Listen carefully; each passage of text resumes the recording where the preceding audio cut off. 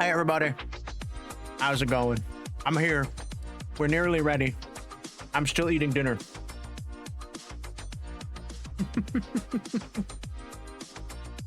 We almost had it. It was almost perfect. But I have a problem, chat. It's become a large problem. It starts with a D and ends with an oon. What eating? I'm eating chicken. Some chicken chunks and some of my cheesy cornbread because it was fast and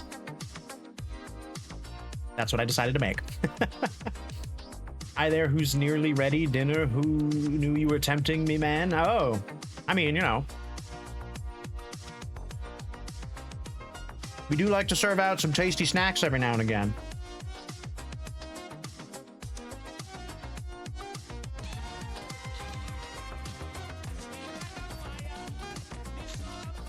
My chicken is already amply covered. Thank you very much. Oh, the hot honey, though. I'll take that. That's delicious. I will gladly dab all of that all up on my chicken. That sounds kind of dirty. Oh. Can't hold the plate and squeeze out the sauce at the same time.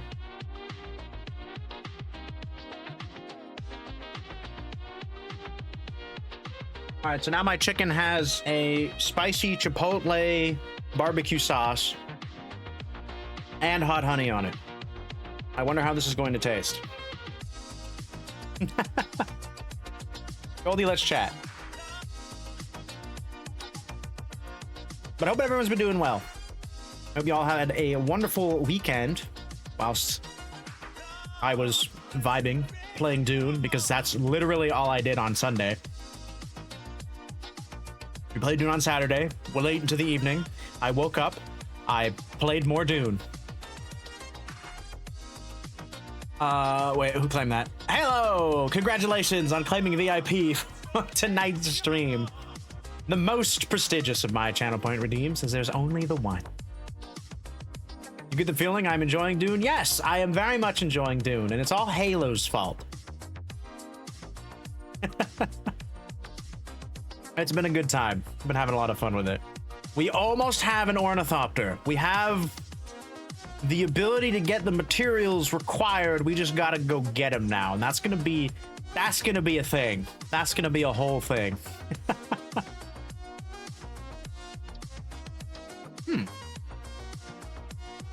The hot honey actually pairs quite nicely with the chipotle barbecue sauce. Who would have thunk? I mean, you can't really go wrong though. It's chicken, right? You can slap whatever sauce you want on it.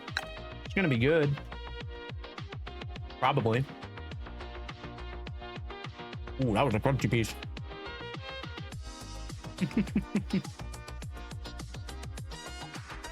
My week's been going pretty good so far. Sunday was Dune. Monday was, unsurprisingly, more Dune. Actually, no, wait. Take that back.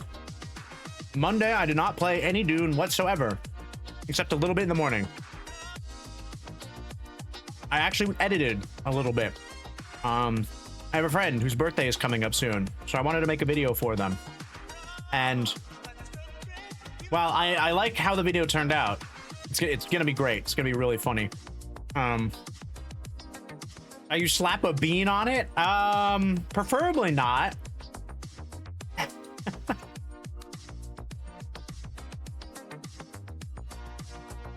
But I've come to realize with the finalization of this video, because I also finished it yesterday, I cranked that thing out. I spent like, when did I start? I think I started the second I finished up work. Drop you below 50K. Giddy safe. But HitFilm, my beloved editing software that I have used since the second half of high school, I've been on it for damn near 20 years. I've been using this program for editing, on and off. There have been a few years where I didn't touch editing at all, but then there have been other years where, you know, I dabble again. But it has been consistent. I have never, whenever I turn to editing a video or adding effects or just making something silly, I go to HitFilm. HitFilm's been my go-to. I've invested heavily in this program. I was a subscriber. I had all the things. It was pretty decent subscription too, you know? It was $100 for the year, and it gave you a healthy amount of cool effects and things that you could do. My subscription ran out, apparently, either middle of yesterday or sometime the day before, and I didn't notice until I tried to use one of the not free visual effects. Ray, welcome in. Good to see you. Hope you're well. Ooh, getting some chicken nuggies as well. Let's go. We have chicken tendies together and water. I mean, okay, listen, the other one was a ramune, so, you know, yeah, it's take it, you leave it, right? But HitFilm, my subscription wore out, so I tried to use one of the visual effects that I thought I had, because at the time when I applied it, it said it was, you know, I still had it. Like, there wasn't a little like asterisk next to it being like, oh, sorry, this is a paid thing. Until I tried to export it. And then when I tried to export the video, it's like, hey, you're using a premium feature, my friend. That's gonna have a watermark on it. So go buy it to remove the watermark. And me in my brain, I'm like thinking, okay, you put a watermark on it, fine. I'm a video editor. I'll just remove it later, you know, depending on where it is. You know, it's a very easy thing to do in certain circumstances, depending on, you know, the video and where it is. Could not. The watermark is so egregious. It's not even like, I wouldn't even call it a watermark. It's literally just this is a not free feature. Go buy the service, just in your face. It covered the entire screen. There was no getting rid of it. Because what I had done was I had animated some text using one of the paid features. Because there were a bunch of effects that animate text for you, so you don't have to do any of it. Like, it makes it super nice. So it gives that text like just a little extra something when it comes on screen. That you don't have to do manually, because manually doing it would be a nightmare. It would take forever. yeah, exactly. Full screen watermark blocks. It blocked like, no, not even 90% or 80%. It was like 100% of the thing that I had applied it to. It was blocking. Like, none of the text beneath it was visible. You couldn't even see it. It was so bullshit.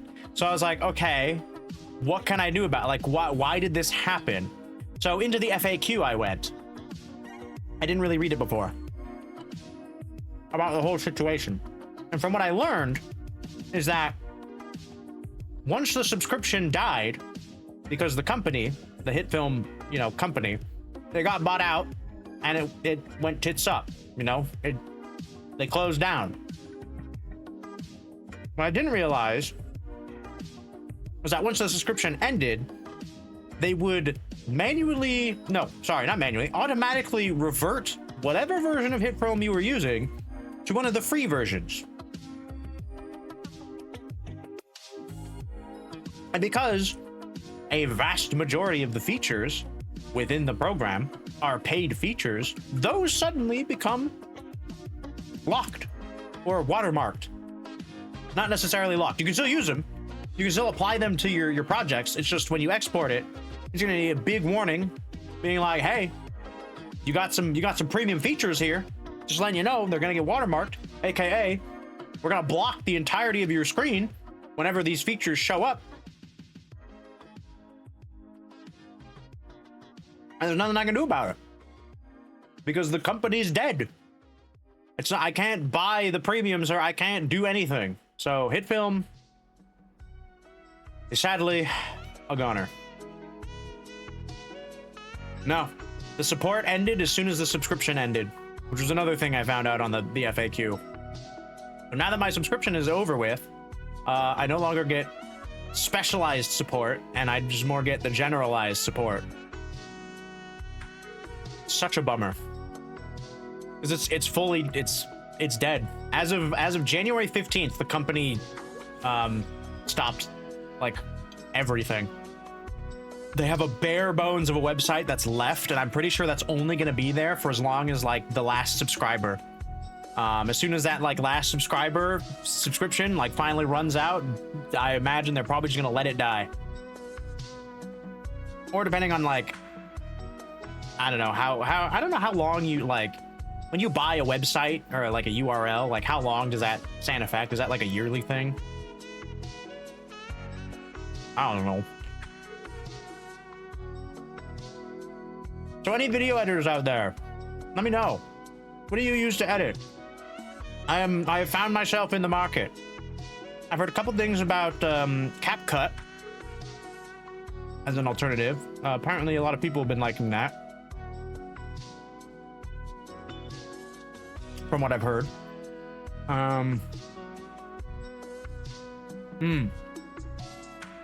Yeah. I guess if it is just kind of like on a by need basis, like who knows, right?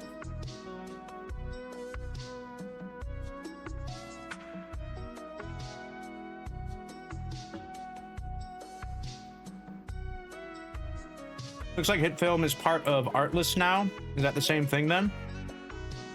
Yeah, they got absorbed into Artlist, but Artlist isn't developing HitFilm like the program. They only care about or the only things that they sell are assets. Assets and like plugins, but not plugins for HitFilm, plugins for everything else. So they literally killed HitFilm. I don't know why. I have no idea why they bought them out and then just like murdered them on the spot. Is essentially what happened.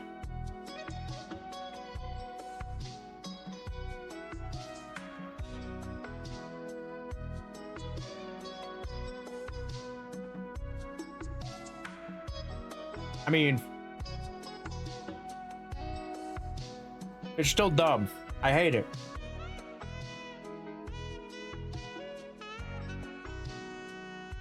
Advertising Premiere Pro. Yeah, I guess that would make sense. I don't even think HitFilm was like a big competitor. Out of everybody that I knew that edited, nobody I knew used HitFilm. No one. It was either DaVinci, Premiere, or something else. I don't know. I feel like DaVinci was probably more widely used than anything else that I've heard people use. At least in my sphere. I don't know. We all like to think that we know everything here on the internet, but in reality, our sphere of knowledge is actually quite small. It's a difficult thing to kind of put your head around, but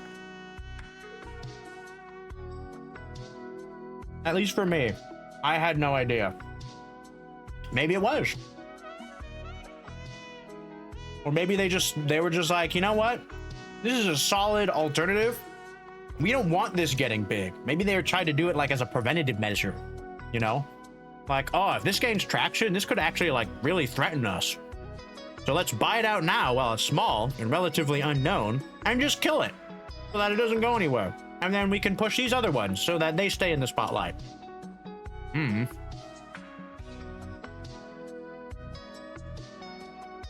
Yeah. I don't know. Like I said, I've been using the same editing software for near 20 years.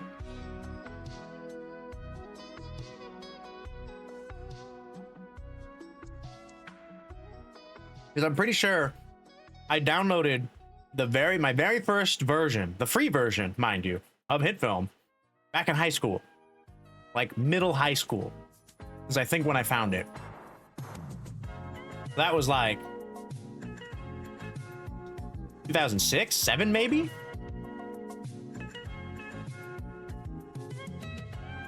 which sucks. I wish they gave like something in like a reason why it just died. Like just letting like their users know, hey, this is the situation. But all we got was an email saying we're closing up shop. That's it. Come January 15th, It Film's dead. And that was basically it. We got zero explanation. We got zero reason. Like, we had nothing to go off of.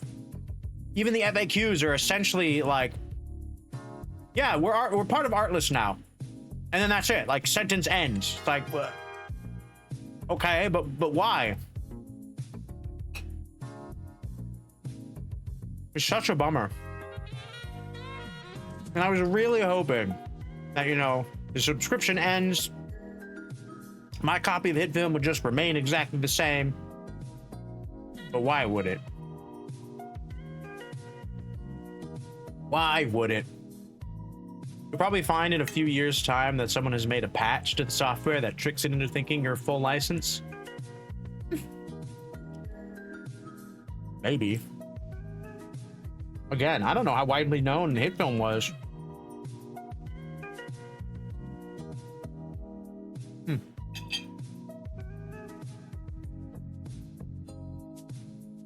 Okay. I'm done eating my chicken. Oh, so good.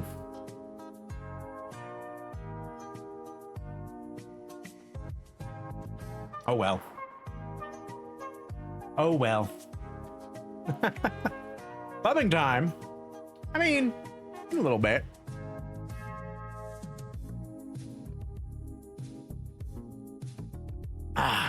Still got a little bit of time. Somebody dying to know what happens in our rooftop shenaniganry going on in game. Last we left off, our, I'm pretty sure, main character's boyfriend, the pianist, to the Registrings Club, found himself in a spot of trouble. They were on a roof, being held at gunpoint to the person that they were tasked to find. They found them, though they aren't quite sane in the head, because we may have messed with it in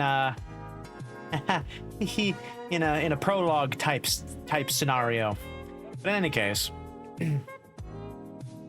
so I'm gonna be messing around with CapCut, at least for now, just to see how it feels. I may try to do some light edits, so you may see some new shorts come out. Oh my god, imagine. Get back into making shorts for myself. Ooh. No, it's crazy. It's crazy, I know. But it could happen. If I can get over my Dune obsession for a little while. God, I wish my day wasn't so long. Or that I had another day off. That would be so great. Where's my 4-day work week? Huh? Come on, Congress. Stop. Just put a stop to the orange. Just put a stop to them. Just right now. It should be easy. And then get back to doing, you know, the shit that needs to get done. Just your short survival next year then. Exactly. We'll see how it feels. I haven't really had a chance to really get into it. As soon as I exported the video and, you know, did what needed to be done, I looked into it a little bit, talked to Hazel, see if she had heard anything. She recommended CapCut. I've talked to a couple other people, who one of which also brought up CapCut. So that's 2 people from 2 completely different, you know, circles that have both brought up the same ones that are like, yeah, that one's a pretty good one that I've heard. So I'm just like, okay. We'll give it a try. So we'll see how it goes. Probably won't be till the weekend that I really dive into it though, or at least Thursday. Maybe Thursday I might go back to the dunes, the sands. I call. Now that we're so close to the ornithopter, it's so tantalizingly close. I want it so badly. You use merging 2 files and then purely via command line, so you doubt you'd advise any good. I mean, a lot of the time, a lot of video editing programs nowadays, they do come with like a lot of extra stuff. Whether or not you use them, I mean, it just depends on what you need, right?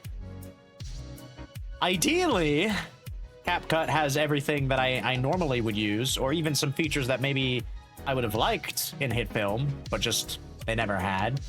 I don't know. I don't really know. I opened it up. I kind of gave it just a quick glance to see like, okay, how similar is it, but then also how different it is.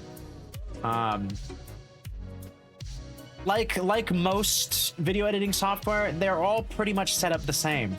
You know, you have your media panel, you got your timeline, you got your like other side panel that like controls effects and stuff. And then, you know, you got your actual effects panel that's usually nested somewhere. Sometimes it's its own thing. Kind of depends. So it's more or less the same in that sense. So I'm not too worried about that. It's just the one thing I'm worried about, because I know it's one of those things where it's like, you get some stuff for free, but a lot of stuff is locked behind a paywall. How much is locked behind a paywall?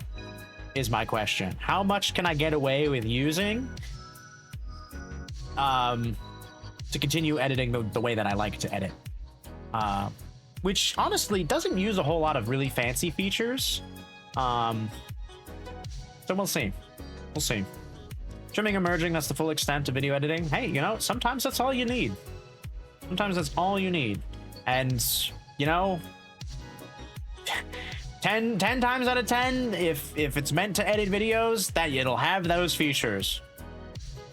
And that's great. We love that. Worst comes to worst, 2020 Windows Movie Maker got my back. Oh god. Oh goodness. Oh. Windows Movie Maker. What did we use? I'm trying to remember the video editing software from one of my college classes that we had to use. I know the image editing software was called GIMP. G-I-M-P. GIMP. It's a free like what do you call it? GIMP is good. Yeah, GIMP is great. If you know, if you're only looking to do some just light kind of image editing and stuff, GIMP is great. Photoshop, that's it. Yeah, it's basically Photoshop. It won't have all the, you know, bells and whistles as Photoshop. I know Photoshop probably has like a bunch of extra stuff. But hey, you know, it'll serve a purpose. You know, you can crop stuff, you can paint over things, and merge stuff. It's perfectly usable. If you just need something light. But yeah. I don't remember the video editing software we used. I don't remember what it was called. Damn. I know we had to download it though.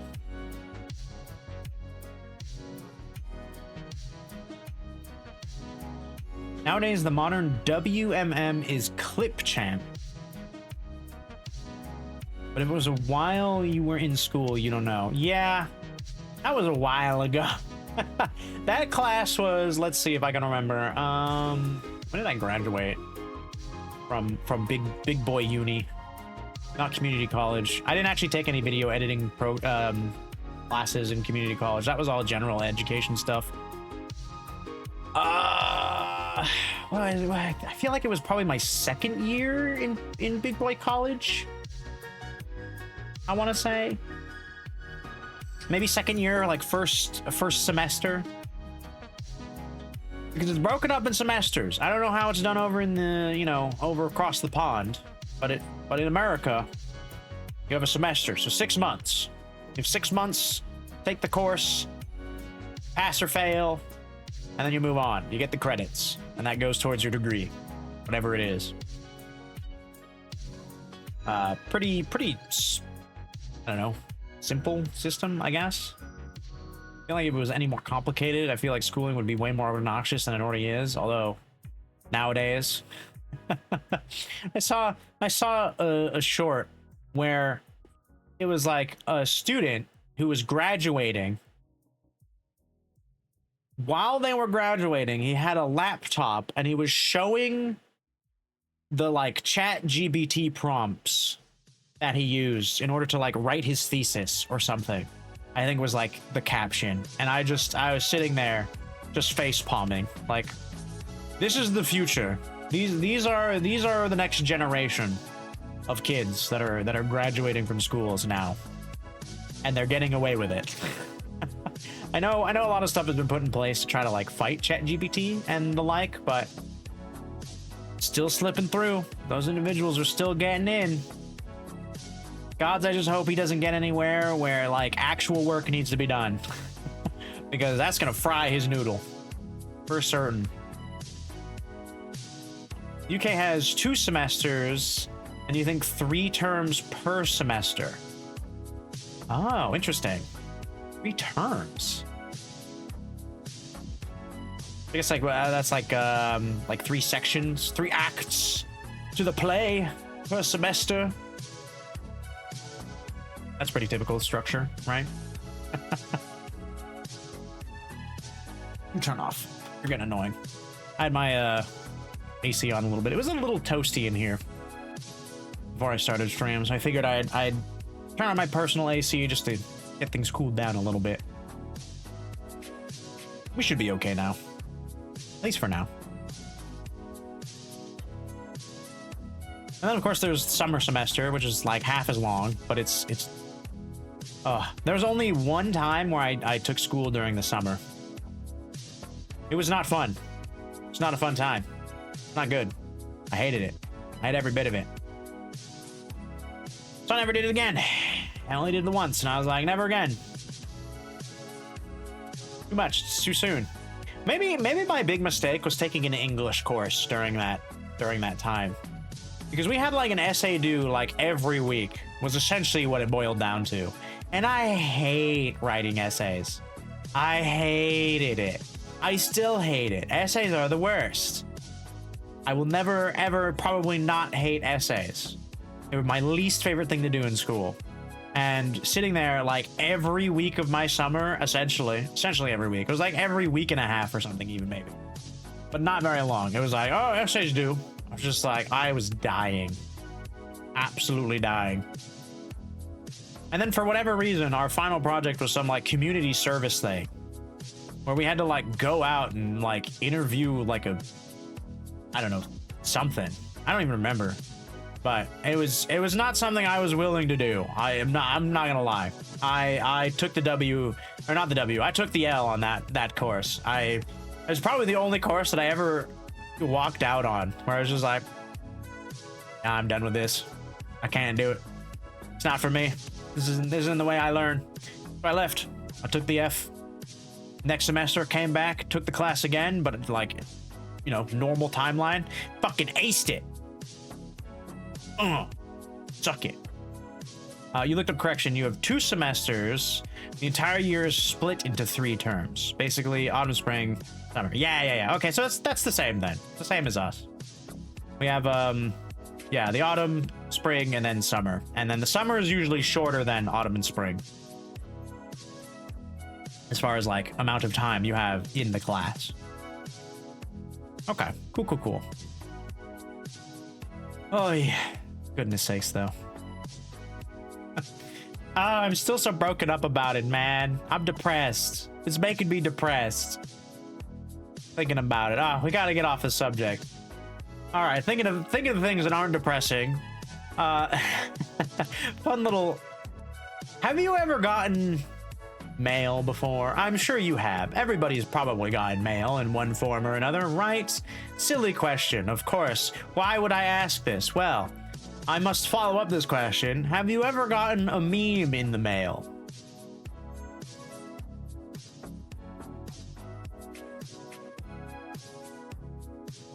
Anyone? Because I have a meme. Yes, a meme. Quite literally. And by an insurance company, no less. For like car insurance. Physical mail, a letter. Yes. I went out to the mailbox one fine evening, looked into the mail, saw that there were some things, knew that they were most likely junk, and I was like, ah, okay, what junk mail did we get today? You know, one was the pretty typical, like, oh, you've been pre-approved for this credit card. Oh, look at all these cool things that you could get if you actually sign up. You know, like 0% this, 0 that. You get, you know, cash back, yada yada. And I was like, okay, you know, standard junk. And then the next one was, you've been pre-approved for this meme. And I sat there and I stared at it for a second, and I was kind of in disbelief what I was reading. I was like, this what?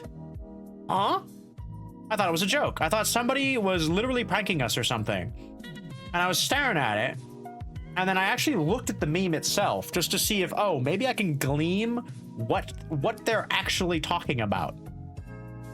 And it was for insurance. It was for like car and home insurance. And I was sitting there just like, oh, we've gone there now. Companies are now using memes to try to entice people to pay for their service. We finally hit that level of idiocy. The insurance company's A-Star team hired a young lead, I guess. Obviously, yeah, it's gotta be or something. I don't know who approved this like campaign, but whoever they are definitely not from my generation. Absolutely not. And if they are, then shame on them for trying to pander to the young ones, because I guarantee that no one is going to take a meme mail seriously.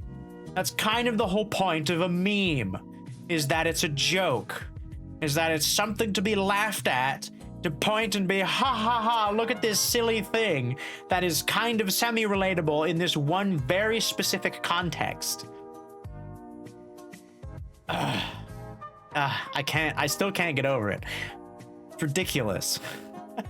If I see another one at any point later this year, I'm going to, I don't know, throw in the fire. It's dumb. You can make an estimated guess. Was it a modern meme or an ancient one? It was the meme. It was like the person lying awake and it's like their brain is talking to them. It was one of those. One of those memes. You know, you're like lying awake at night and your brain is like, hey, you should get this car insurance. You know, I'm pretty sure that it was something like that. It was something like that. It was like, oh, would you like to save more? I was like, oh, I don't know, something stupid. I couldn't even, like, I saw it, I read it, and my brain immediately like short-circuited. A lot of time on Twitter, probably. And that could be anyone, honestly. I feel like even old people now kind of are on Twitter enough. Or older. Maybe not like super old. Maybe not my parents' generation. Maybe a little younger than that. Definitely anyone from my generation. Probably anyone from maybe a little bit older. Even when, like, within the next 10 years. Like, even 10 years older than me. Likely. It's likely. Oh, man. Where's the world going? We're getting memes in the mail. God, thinking back, I threw it away like almost immediately. I really wish I took a picture of it and posted it or something. I couldn't believe what I was seeing. I was so just out of it. Like, garbage. That's basically, that was the series of events. My brain buffered and then immediately was like, it's trash. Get it out of here. You've given it a pass to the person who sent them out was Hannah Ilum themselves. Oh, the creator of that meme. Gotcha. Yeah, that would be fair. That would be fair. At the very least, they could have given her like a royalty, right? Like, hey, I'm using your meme as promotional material, like to get people to buy our insurance. Because I know that's gonna work on somebody. As sad as it is to say, it's going to work on someone. Someone's gonna see that and be like, ah, they're using memes. You know, they're probably, you know what, let's look into it. It's not a great service, though. I'm not gonna lie. Apparently, the orange of that one is being posted on BuzzFeed. That makes sense, actually. Okay. So maybe it wouldn't, maybe it's not necessarily somebody who goes on, you know, Twitter all that much. If it's on BuzzFeed, you know, that could just be a random news article that's just been floating around that somebody saw. It was like, hey, look, this could be fun to put on, like, you know, our marketing. Let's do this. Oh. Goodness sakes. So the insurance itself is one of those, it's like pay as you go insurance. It's like pay by the mile, right? And like at first in my head, I was like, you know, that might not be the worst for me because I don't drive all that much. But then upon actually looking into it, because I was a little curious. I was like, okay, well, let's see. You know, they got me a little bit. They didn't get me fully though, because as soon as I found out that they send you an electronic device that you plug into your car so that they can track everything that you do with your car, I was like, nah, that's okay. I don't need my insurance knowing exactly every single thing that I do so that they can arbitrarily decide to raise my premium for like the most bullshit thing. Like, oh, you were kind of going a little fast on this road. Time to up your rates. Because I bet you that that's what they do. Bet you anything. And they probably wouldn't even tell you that. They'd probably just be like, we have detected that you have been less than a safe driver. We're going to increase your rates by just a little bit. Do better next time. Although in more flowery corporate speak, that doesn't actually sound like that. I know. I work for a corporate entity. I'm an office worker. I know the corpo speak. But I shan't say it here. Lest many people's ears burn off in horror as I repeat it. It's like the black speech of Mordor, you know? Ugh. Oy. It is what it is. Funny as it is.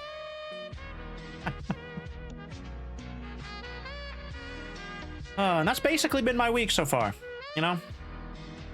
Because that was pretty recent. I think that wasn't yesterday, it was the day before. It was on Sunday. I think. Because we didn't check our mail on Saturday. So I guess it was technically Saturday's mail. Because we don't... Post offices are closed on Sunday. It is the one day that they get off. Like, consistently, I should say.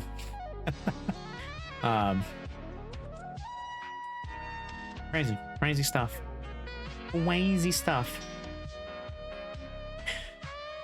My cheese cornbread is officially gone now as well. It's finally been eaten. Took a while, but it's done. Your steak has clicked over? Wait. Oh, streak. I don't know why I read that as steak. You must sleep now. Have fun. Thank you, my man. You have a wonderful night's sleep. Watch out for those steaks. You know. You gotta make sure. You gotta make sure when they click over. Because you're thinking of food, probably.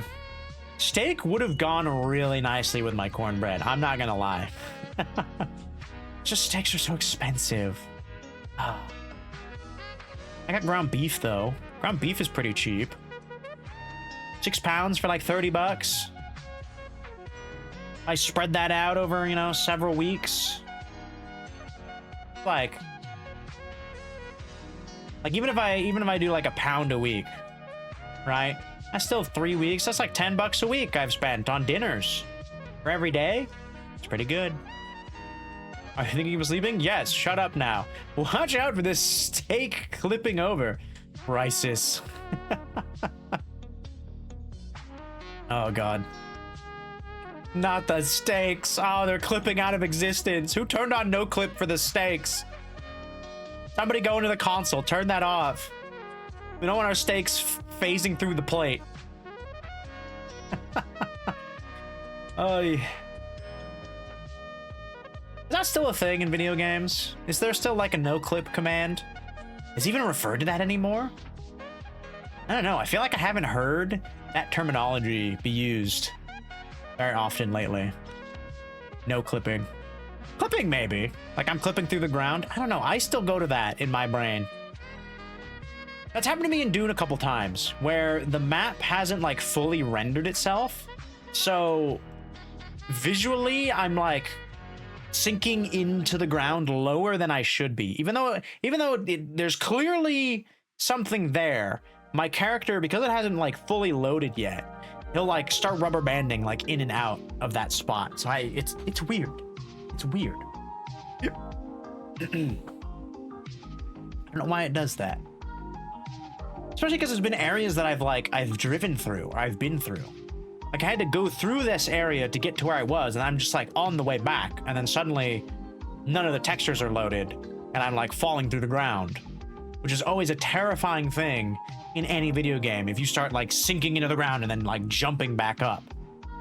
I can't tell you how many times I have fallen through the world and gotten stuck under the map. I can tell you it's been more than once. Let's see, it happened in Age of Conan. Funnily enough, another Funcom game. Oh god. Oh no. That means it's bound to happen eventually. No! I don't want to fall through the sands. I wonder though if you can see the sandworms. That would be kind of funny. It was going to be possible. Colliders will never be perfect. Pretty sure it's still called no clip. I just feel like I haven't heard anybody say it in a while. I don't know.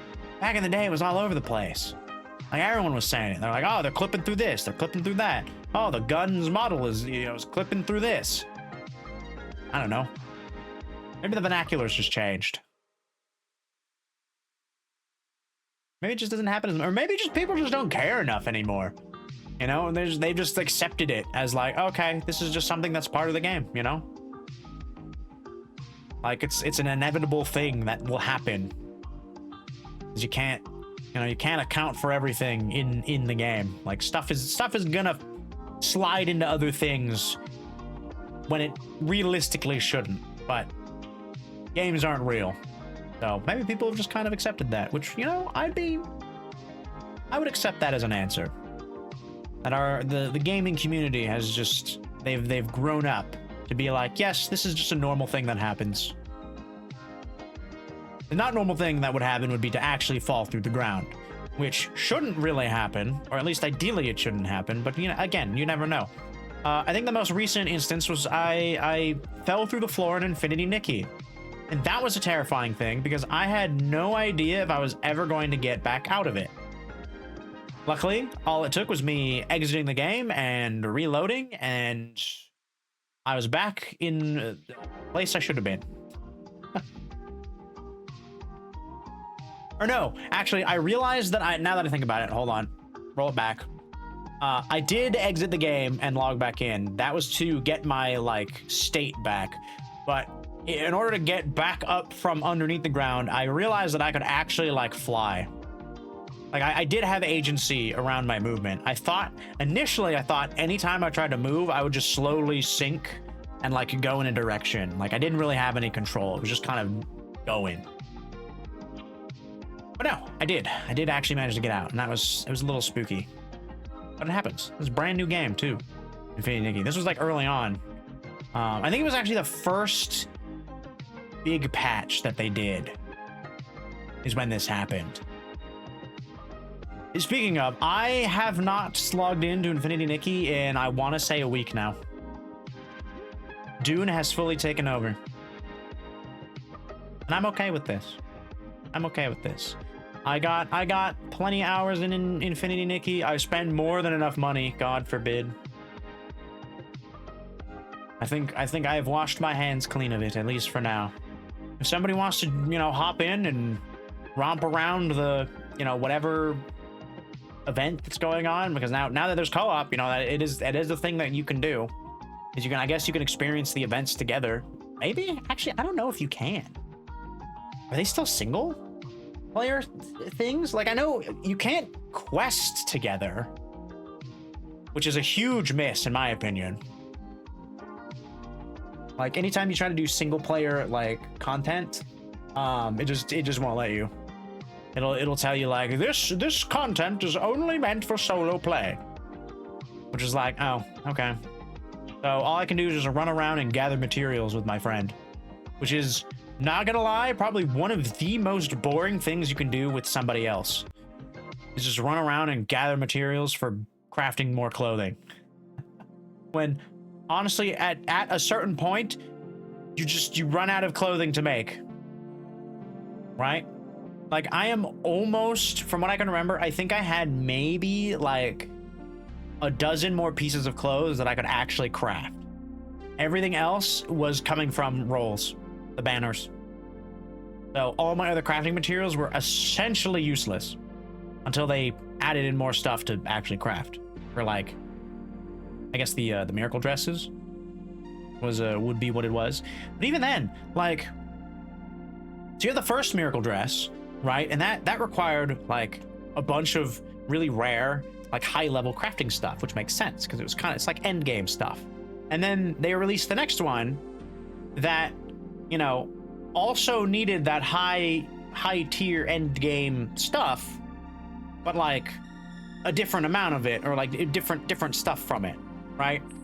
Like the first one, it needed stuff from like one certain area mostly, and then, you know, the next one, it needed primarily stuff from another area that was like high level, so you needed to like actually kind of grind it out just a little bit. And then the most recent one that technically came out when they retconned the story required the most basic bitch of materials. I made it in like 2 seconds. I was like, what? This is supposed to be a miracle outfit. Yes? Why is this brand new one cheaper than these other two? If these are all supposed to be on par in terms of like the lore, why am I crafting this with like level 1 stuff when all these other dresses are, you know, like level 5? It made no sense to me. I was like, okay, we got another thing I can like start, you know, getting materials for. But it was made. It was made, and then in order to level it up, you just grind for it. I realized that. I was like, the only way to level it up, to what do you call it? Evolve the dress, because the other time you actually needed to like you had to make it twice in order to get it past the first tier, and then the second and the third one, or I think the second one was just like unlocking enough stuff in the actual Heart of Infinity, if I remember correctly. You did have to do like an actual decent amount of grinding, but the amount of grinding you have to actually go through for this one is insane. It's so much more grindy. So much more grindy. Because you can only get so much per day. It requires you to get a very specific material, and you can only get 11 per day. And when each node costs 50 in order to unlock, it's a bare minimum like 5 days. You gotta commit to actually doing the stupid little activities that they have you do. And again, I've said it once, I'll say it again, it's the co-op activities that you can do are really, really boring and not very exciting and just like tedious, and the map isn't even laid out like that it feels efficient. Like 9 times out of 10 you have to like go out of your way to complete one of the tasks, and it just feels bad. It just feels bad. They had such a good thing and they fumbled it. I haven't given up on it completely though. I'm still in the Discord. I'm still kind of looking at the game updates to see what they're changing, seeing what they're doing. I'll keep my eye on the news, see any cool outfits come out that I want to grind for. But until that point happens, I will likely not open the game for a while. No, Dune is now my morning grind. Wake up in Dune, breathe in that spice, go mine for some materials, log out, go to work, and then stream. Maybe play a little Dune in between. We did play a little bit. As soon as I got off of work, I played a tiny bit of Dune with Halo. We got a little bit done. I showed her this a base I was making as like a checkpoint in the further spots, because we've gotten to the point where, you know, it's kind of difficult to go from where our current base is all the way to where we need to be without having some sort of safety net. At least for me. I'm one of those survival players that likes to take every precaution. I'm constantly carrying every piece of equipment that you could possibly need out on any expedition at any given time. I have it all. Doesn't matter if I'm gonna be, you know, using it specifically. I have it on me. Because you never know. And it's like, oh, you know what? It's there. We could use it. Just the kind of player I am.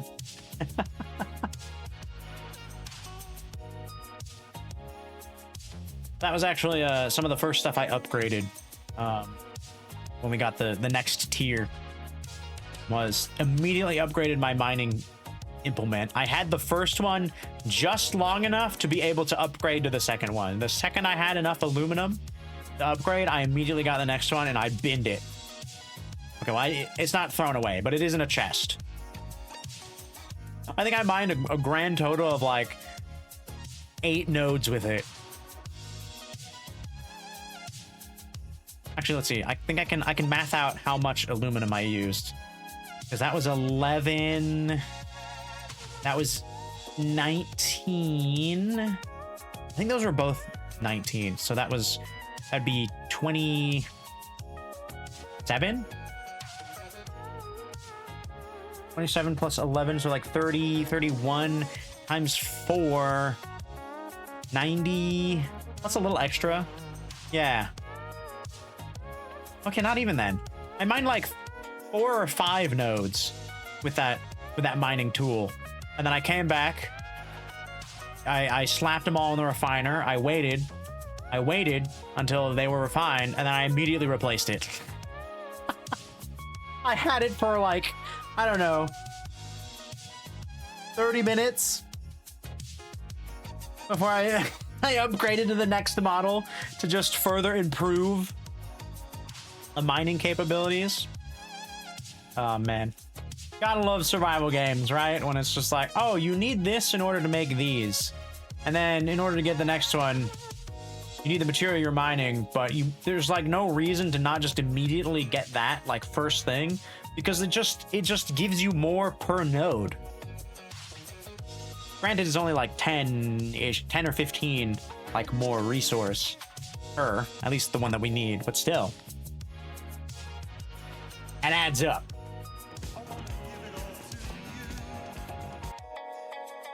Hello. Hey, take my socks off. No way, sir. I cannot comply with that request. How about we discuss something more interesting, like the latest advancements in laser defense systems or the funniest scenes in anime? Ah, we do love that. We do love talking about laser defense systems in anime. Welcome in, Seth, though. Hope you've been good, my dude. We just chilling. Ooh, oh, what a goated roll that is. Butterfinger bites, a hot dog, and soda pop. Mmm, that's some good eats. That's some good eats. Oh, oh, oh, I saw the hot tamales and I got a little nervous. I like how you got 2 of the 3 hot things, but in 2 separate rolls. That's pretty good. What? Right now! Oh man, the dice are really bad tonight. Oh god. That's a triple F. That's a quadruple F. Fuck. Are the dice angry that nobody's rolled them in a while? Is that what it is? They haven't been rolled in a hot minute. I feel like it's been several streams since they've been rolled. And they're like, okay, the first person who rolls is gonna get a big fuck you to the face. Dice do be like that sometimes, you know. They have those feelings. Don't be like that. Uh-oh. Uh-oh, Seth. Uh-oh, we're getting lower. 12 to 5, that's more than a half a decrease.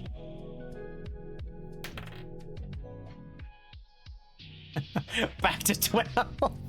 Oh my god. I mean, they technically went back up again, even though it's no better than your original roll.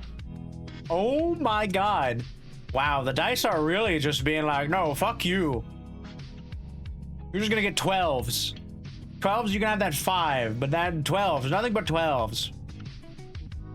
I mean, I guess 12's not like the worst. You do get a +1 to, you know, your stat. It's higher than normal.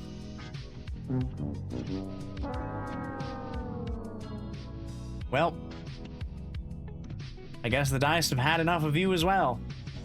I guess we'll see in a couple minutes. Oh, holy shit. I love that the last thing that you said too was go to your room, and then you get timed out. Oh man, the karma there. The instant karma. You gotta be nice to the dice, you know. You gotta. They're like a plant, right? You gotta sweet talk them. You gotta show them love. Otherwise, they're just gonna wither and be angry at you. They're gonna turn into a bell pepper, or not a bell pepper, like a jalapeno. welcome back, Ray. Yeah, the dice are very angry tonight. It would seem they are not in a happy place. That's wild. The first roll is a nat 1, and then like what, 4 rolls later, another nat run. Incredible.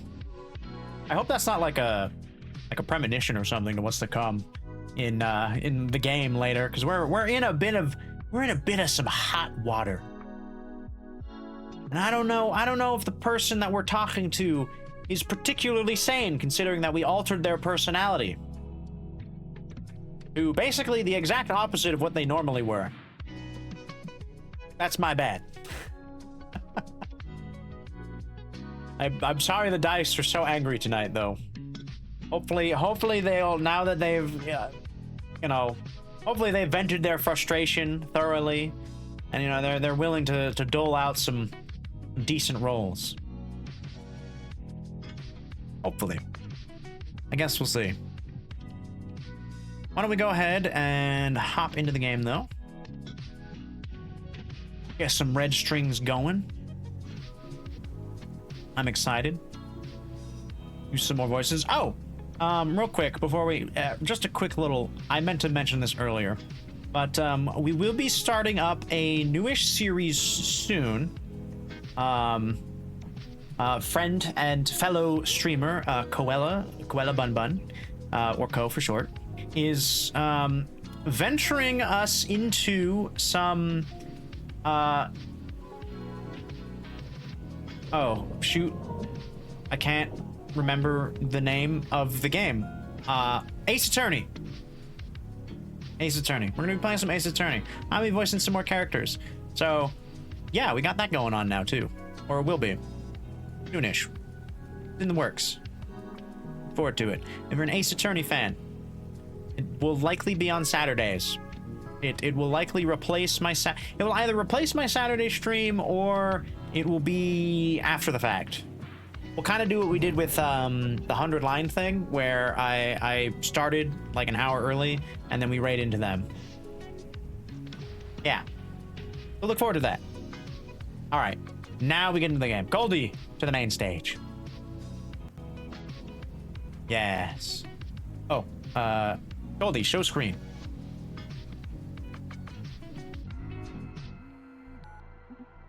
Okay. Yes, here we are. Here we are on a... Oh, we're on a rooftop. Or not a rooftop. I think we're on a bridge. Maybe, actually. You know, I don't know where we are. We're up somewhere high, and we have a gun pointed at our chest. So we were right in the middle of being like, hi, hun. So yeah, I'm like 99% sure that Brodeus and Donovan are in a relationship. Oh, you finally made up your mind. Yeah, I'm off where you're going with, yep. Listen, I'm in the middle of a delicate situation here. Good news, I found COO Joanna Septis. Bad news, she's pointing a gun at me. I'll see what I can do. I've got an ace up my sleeve. Okay, and this is where we ended. This is where we ended last time. So we're picking up basically right where we left off, which is great. I am keen on figuring out how Brandeis is gonna smooth talk his way out of this situation. You asked me to track her down. Ask Proxima for a back door to a rebel implant. I'm gonna try sending some antidepressant subroutines to tame this kitty. Oh, okay. We won't stop till you get a nat 20? Oh god. We're gonna be here all day again, aren't we? Okay. Gotta leave you now. Bye. Quite the view, huh? Don't move. Relax. I'm not your enemy here. That'll be for me to decide. Ooh, we're getting higher. 17 to an 18, that's not bad. Maybe the dice have peaked up a little bit. Maybe they're a little happy now. It's like, okay, you know what? We banished 2 people to the void. We can give them some better rolls. Okay, I may have just jinxed you. Or you commanded it to. Hey! Wow, that was actually a lot faster than I would have imagined. Well done. Congratulations on claiming another nat 20. You're up to 29 now. Pretty solid. I needed to lower my guard so I can get closer. Approaching her will increase the tension, so I should probably talk her down before moving in. Gotta pay attention to her body language. Okay, well, she's still very tense. She's pointing the gun at me. She's got that square body, so she is ready to shoot me. She's too anxious. Putting some distance between us will definitely help. I can also hack her implant to calm her down, but I shouldn't abuse it, or I could fry her. Fine, let's pour some soul into this. All right. Chill pulse, 100% loaded. Explain what's going on with her implant. Use the knowledge. Okay. We'll take a step back. Better back up. Her gun is down, but she still looks alert. Okay, she's lowered her gun. That's good. We're not in immediate danger now. Explain what's going on with the implants. What if I told you I know why you're going through this? What do you mean? I know why you lost it and escaped from the supercontinent. What? Why? Why would you know something like that? What do you even know about me? Oh, don't get me wrong. We just met, all right. I barely know you. But I know what's producing this sudden change in your behavior. Proxima infiltrated Supercontinent's implant clinics and installed some rebel upgrades into you. No. That can't... That's why I... Full disclosure, I happen to be very acquainted with the internal workings of these implants. I can't override your thoughts, but the program explores your subconscious for certain ideas, rebellion, passion, brings them to conscious. A dirty trick in my opinion, but to be fair, the program can produce thoughts that aren't your own. Whatever you're feeling now, it's not artificial. These are your original ideas, but they've been prioritized. You can't avoid them anymore. Oh, so nice of you to explain what kind of bug it was that bit me. But what do I care now? This is my new mind? The thing is that I not only know how it works, I know how to deactivate it. If you come with me, I'll happily set you free from its influence. You do that? Yeah, I'm not a fan of mental manipulation, so I'll do it for free. Okay, I'll think about it. Good. She looks chill. Should I move closer? Let's do a little bit more dialogue. Listen, Joanne, I just want to talk. Who are you? Why have you been following me? I'm Brandeis. I need your help. We'll be honest with her. What for? I want to put an end to SPW. Oh, so you're with Proxima.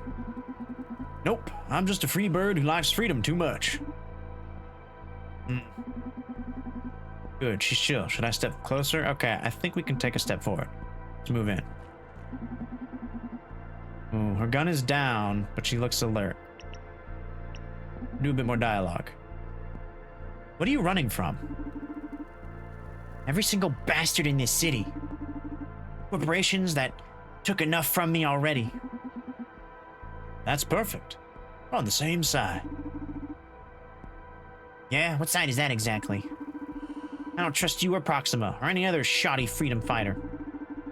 Not paying taxes doesn't make you better than a cop, or corpse. In the end, any association is about power struggles. I agree. That's why I run freelance, or it's the cause that makes the difference.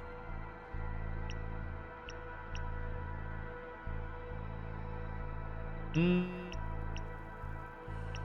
with this one. I agree. We agree with her. That's why I run freelance. I pick my own fights. Usually it's again corpse, sure. But at times, I've pitched myself against the likes of Proxima too. You think you are? Some kind of watchman? I'm just a busybody who can't sit out on a bit of fun. Only loyal to my own code. How have you managed to stay alive this long? Because I also happen to be good as hell. Ah. Good, she looks chill. Should I move closer? Okay, we step forward one more time. The gun is down, but she looks alert. Okay, we do a bit more dialogue. So what's the plan now? What do you want to do with your newfound path? I'm not sure. I'm still busy hating everything. Mostly myself for what I built. How could I have been so blind all these years? Still young.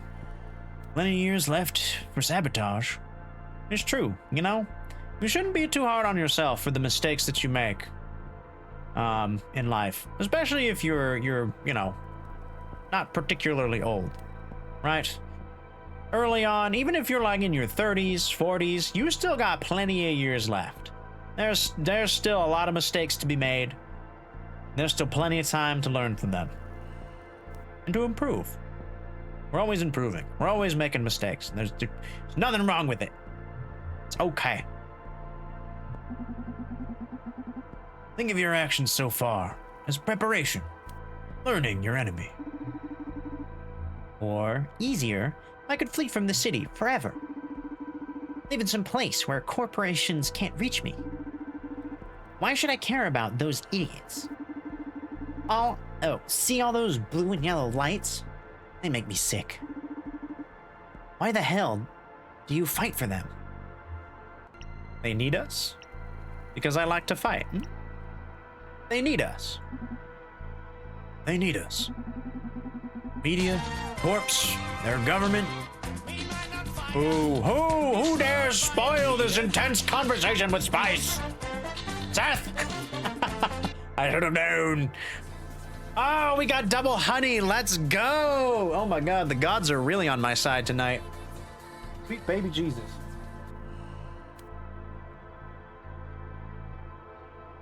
That's the second honey we've gotten this evening. Delightful. Cheers, Seth. Thank you for the delicious sweet honey.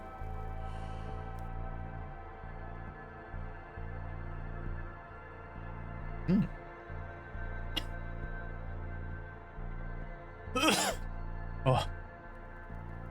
Oh, that one hit me like right in the back of the throat. Why? Why did that one?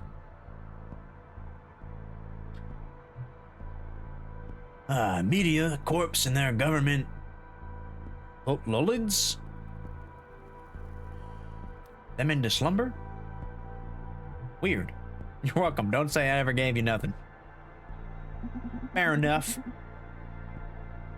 But I feel like the amount of times you hit me with that regret, maybe cancel it out. I don't know. Ah. Wow. Wow. Immediately canceled now. I owe you nothing. Take it back. Never! Never! It's only fair. The amount of regret you've given me. Oh, God. Low-key, love that that's the name of the hot sauce. It's so funny to talk about.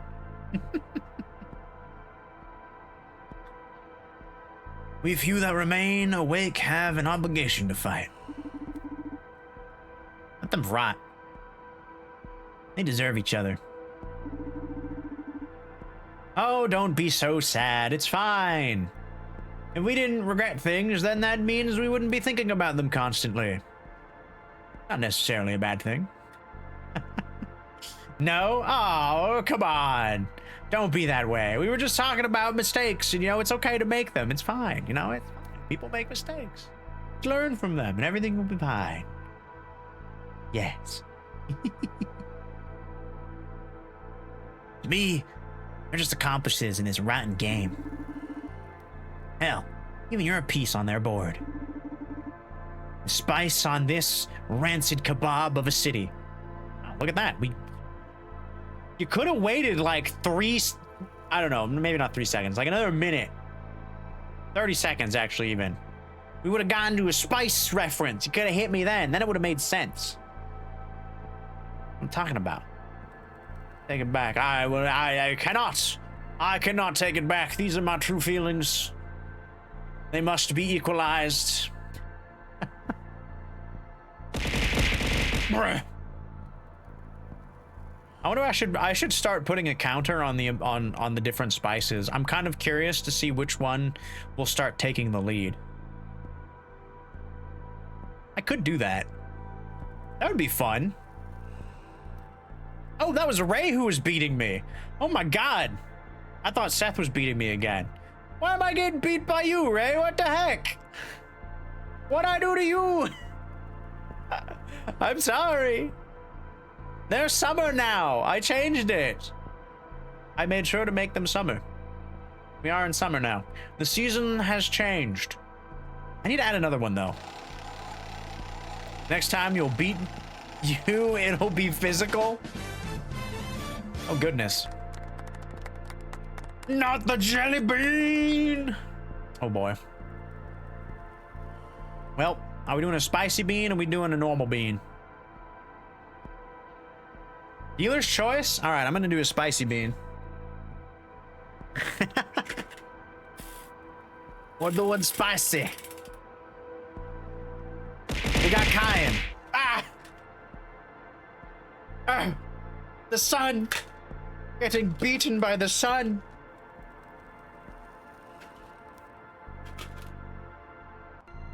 I am not a plant. The sun does not give me nourishment. It burns. Cheers.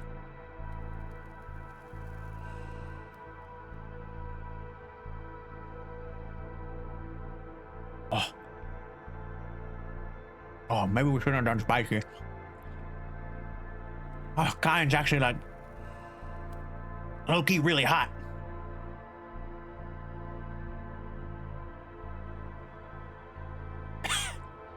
Oh my god.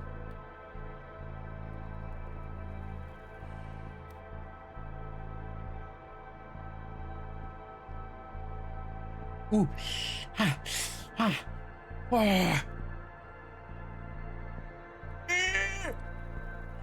Why does this one burn so much? Did I grab the wrong one? Ah!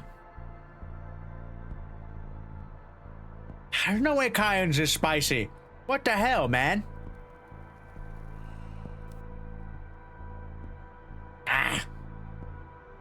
Okay. Ah. This spice on this rancid kebab of a city. Suddenly just make her like super deep. Haha. What a metaphor. Shut up. She's not pointing it at me, but her guard is up. You'll pulse.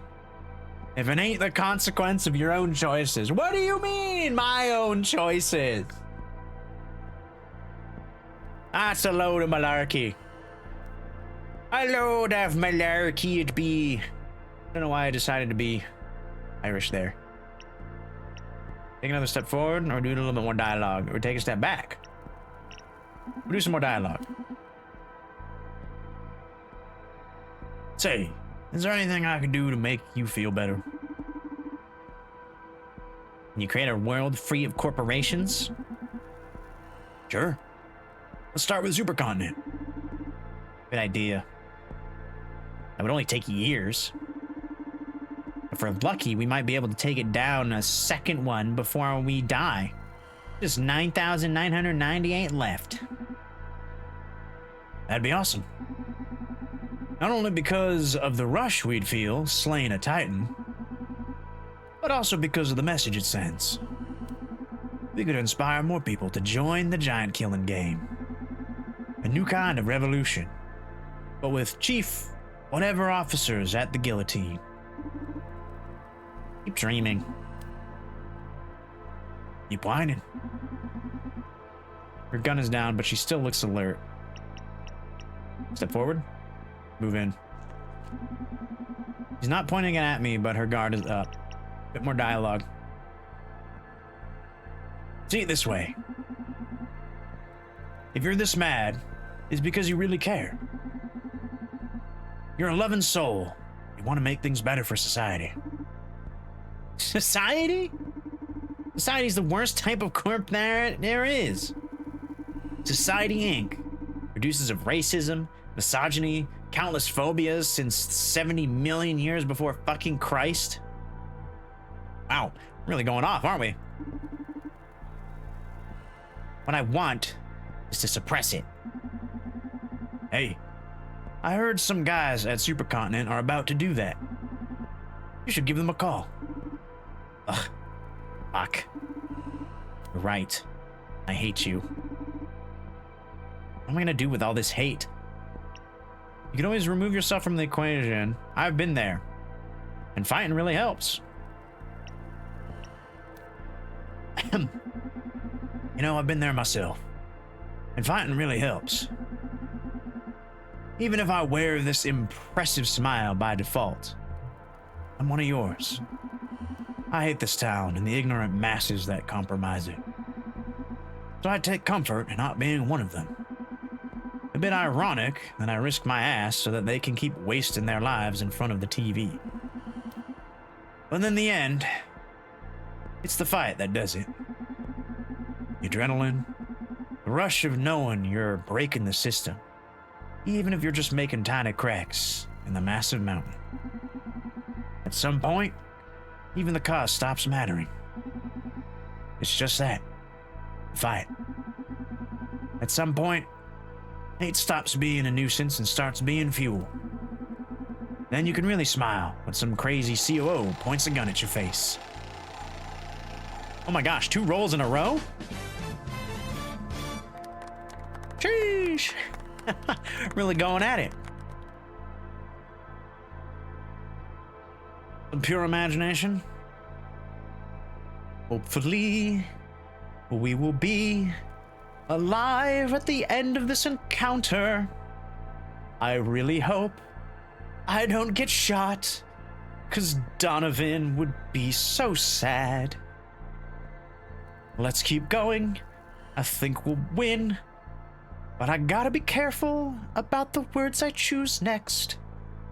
She seems tense, and that would really hurt if I died. Been a hot second. Really been a hot second. Her gun is down, but she's looking alert. Okay, one more step forward. Let's move in. She's not pointing at me for now, but her guard is up. Okay, that's fine.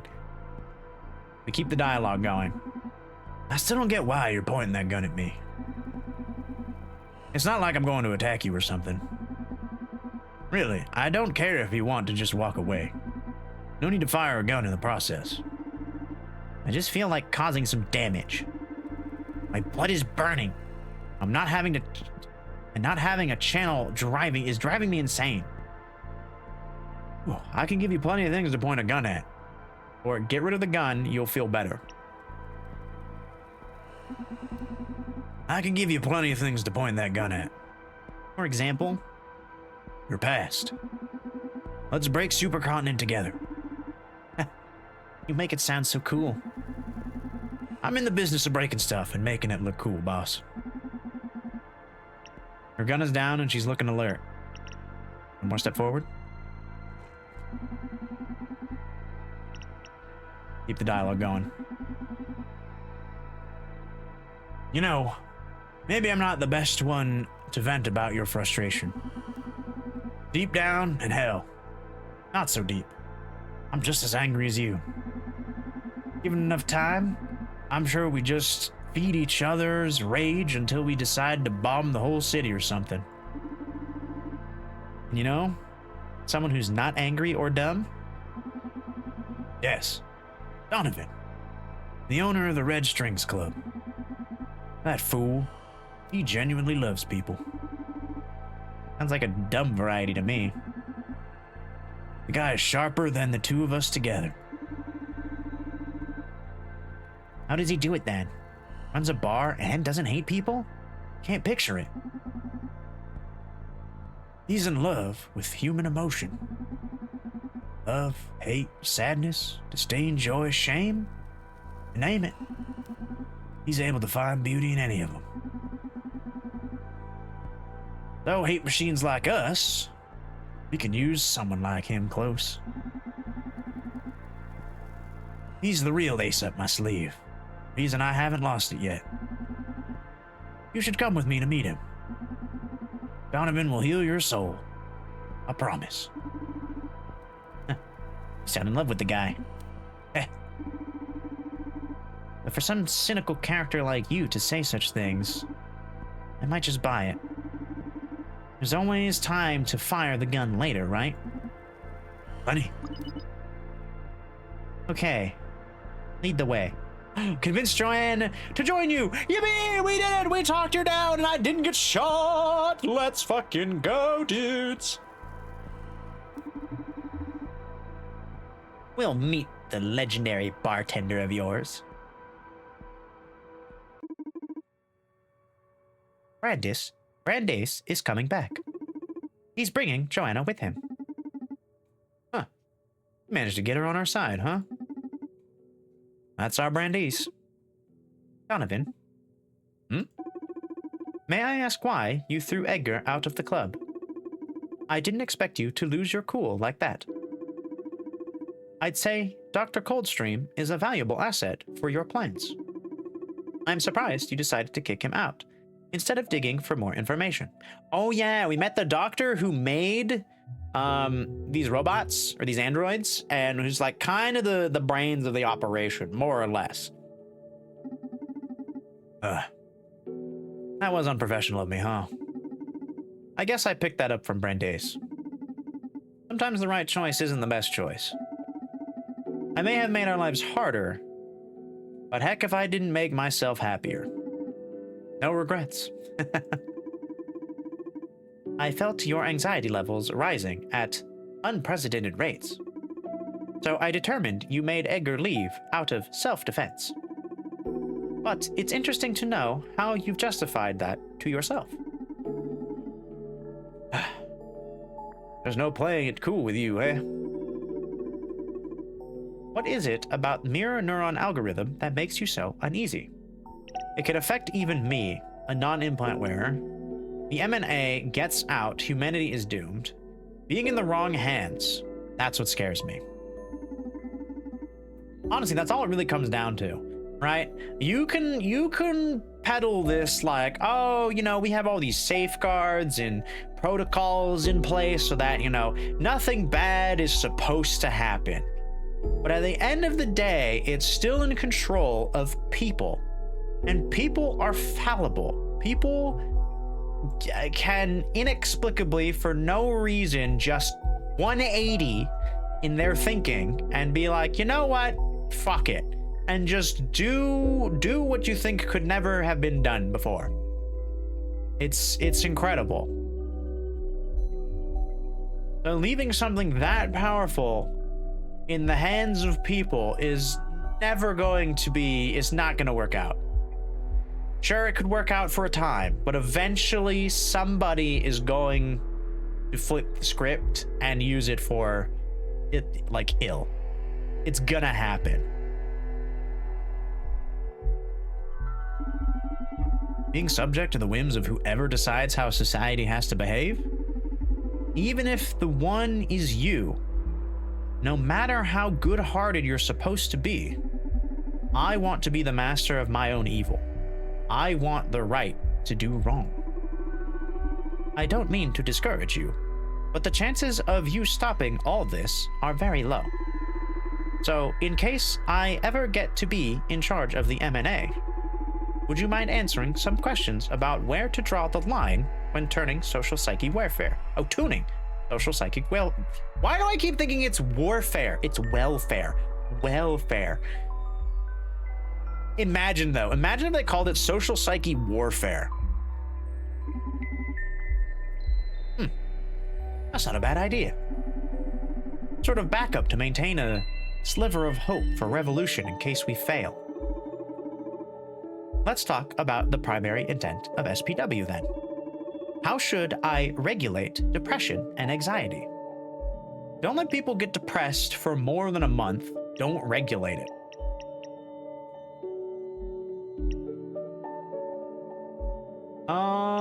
For more than a month? Or just don't regulate it. Because the whole point of the SPW is to like remove the bad emotions. So if we're trying to compromise here. If I say don't regulate it, that's not really compromising, right? Don't let people be depressed for more than a month. I think, yeah, that's probably a good compromise. If they keep it up for longer than that, then sure, maybe poke them in the right direction. That's probably a good thing. They can't get out of their own funk. I'm okay with sadness, but getting rid of clinical depression may be a good use for the M&A in case we can't keep it from happening. Should I let people commit suicide? Ooh. Wait. What'd I choose? Suggest Akara not let people be depressed for more than a month. Ah. Okay. Whoa, I just realized 1, 2, 3, 4, 5. There were 5 paths that could have happened with the conversation between me and Joanna. Damn, dude.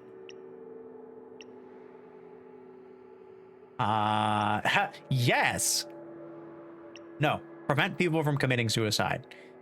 I think that is also a fair thing. You know?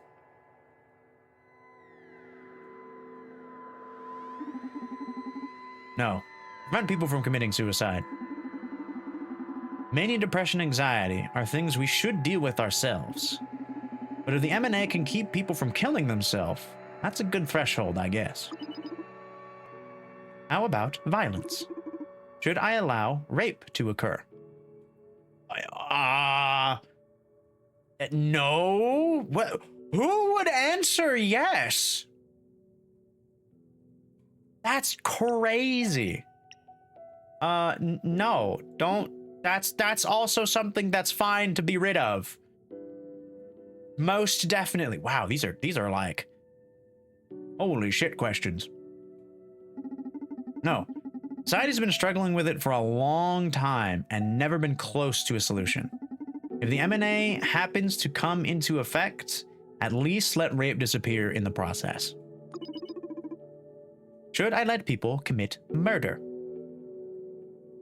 I also want to say no for this one. I don't think murder is ever the correct route. Especially if we can get like murder usually comes when people can't think of anything else to like be done with a person, right? Like they're out of other options, so they're just like, just murder, fuck it. That'll solve all my problems, when usually it doesn't. They're not really thinking things through, so no, let's no murder. No. I'm not into censoring any kind of behavior, but if I can save lives, let the M&A erase murder. Should I let hatred such as xenophobia or homophobia exist?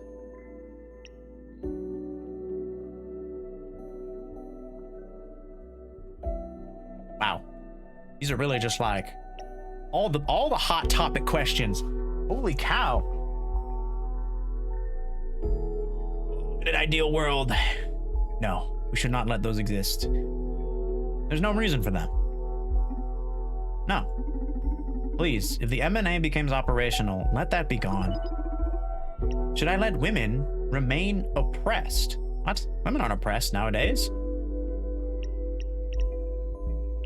Are they? Are they still? I mean, I would agree. I feel like I don't know anymore, honestly. It's tough. That one's a really difficult topic. I am a little curious what, because this is my genuine response.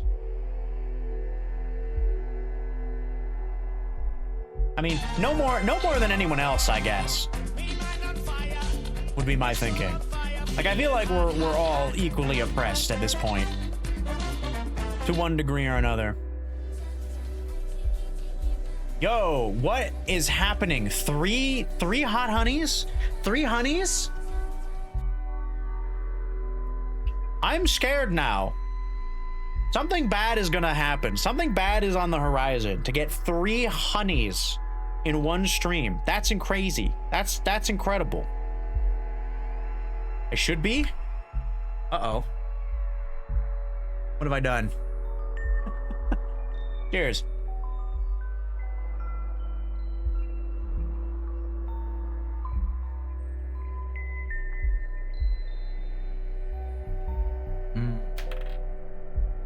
Is chat gonna... Wait. Is chat going to do it to him? Gonna do what? What's it? I don't know what it is. Ah! Never mind, you're good for now. Okay, I'm good for now. My reckoning hasn't been decided quite yet. Oh. What's the matter? My analysis so far hadn't indicated you were that stupid. Oh. Well, you know. It's tough. I am sorry. But I seriously believe that. Don't worry about it. Let's continue. I must point out that you're being a bit hypocritical. Why do you say that? You're all against the MNA, but don't mind using it if a particular issue concerns you. Maybe you're just against how they plan to use it. Nope. I said all that just in case we fail to stop it from happening. But you could have told me to not affect people at all, and it would be as if you had succeeded. What is it that you want then? You made your point. But just do as I said if the M&A becomes operational, all right? If I happen to get hold of the mirror neuron algorithm, I'll do exactly as you suggest. You know, the car will do exactly as you told them if they get control. Nice. Hopefully that holds. I got to experience what I believe was a rush of happiness when you praised me in front of Edgar. Thank you very much, Donovan. Glad to hear that. You're wonderful, Akara. You should be proud of yourself. It is quite a marvel if this technology really existed. Brandeis and Joanna are about to come through the door.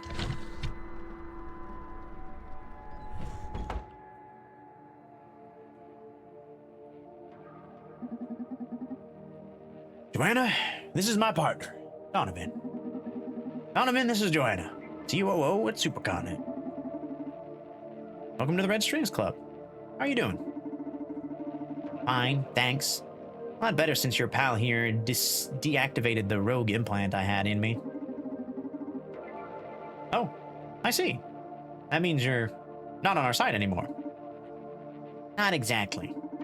Brandeis may have freed me from the influence of the implant, but I can't ignore the revelations I had while under its effects. After all, I was dealing with the serious anxiety crisis already before that shit broke me down. All this just opened my eyes. Haven't felt this level of clarity since my NGO days. Well, I'm happy to have you on our side then. For the record, don't count me in with the revolutionary lot. I'm still loyal to Supercontinent. I just want to help me steer it in the right direction. Sure. Whatever works for you. Is that an Ankara android? Yep. Oh, yep. And not just any Ankara android. The very one that installed your mind-opening implant.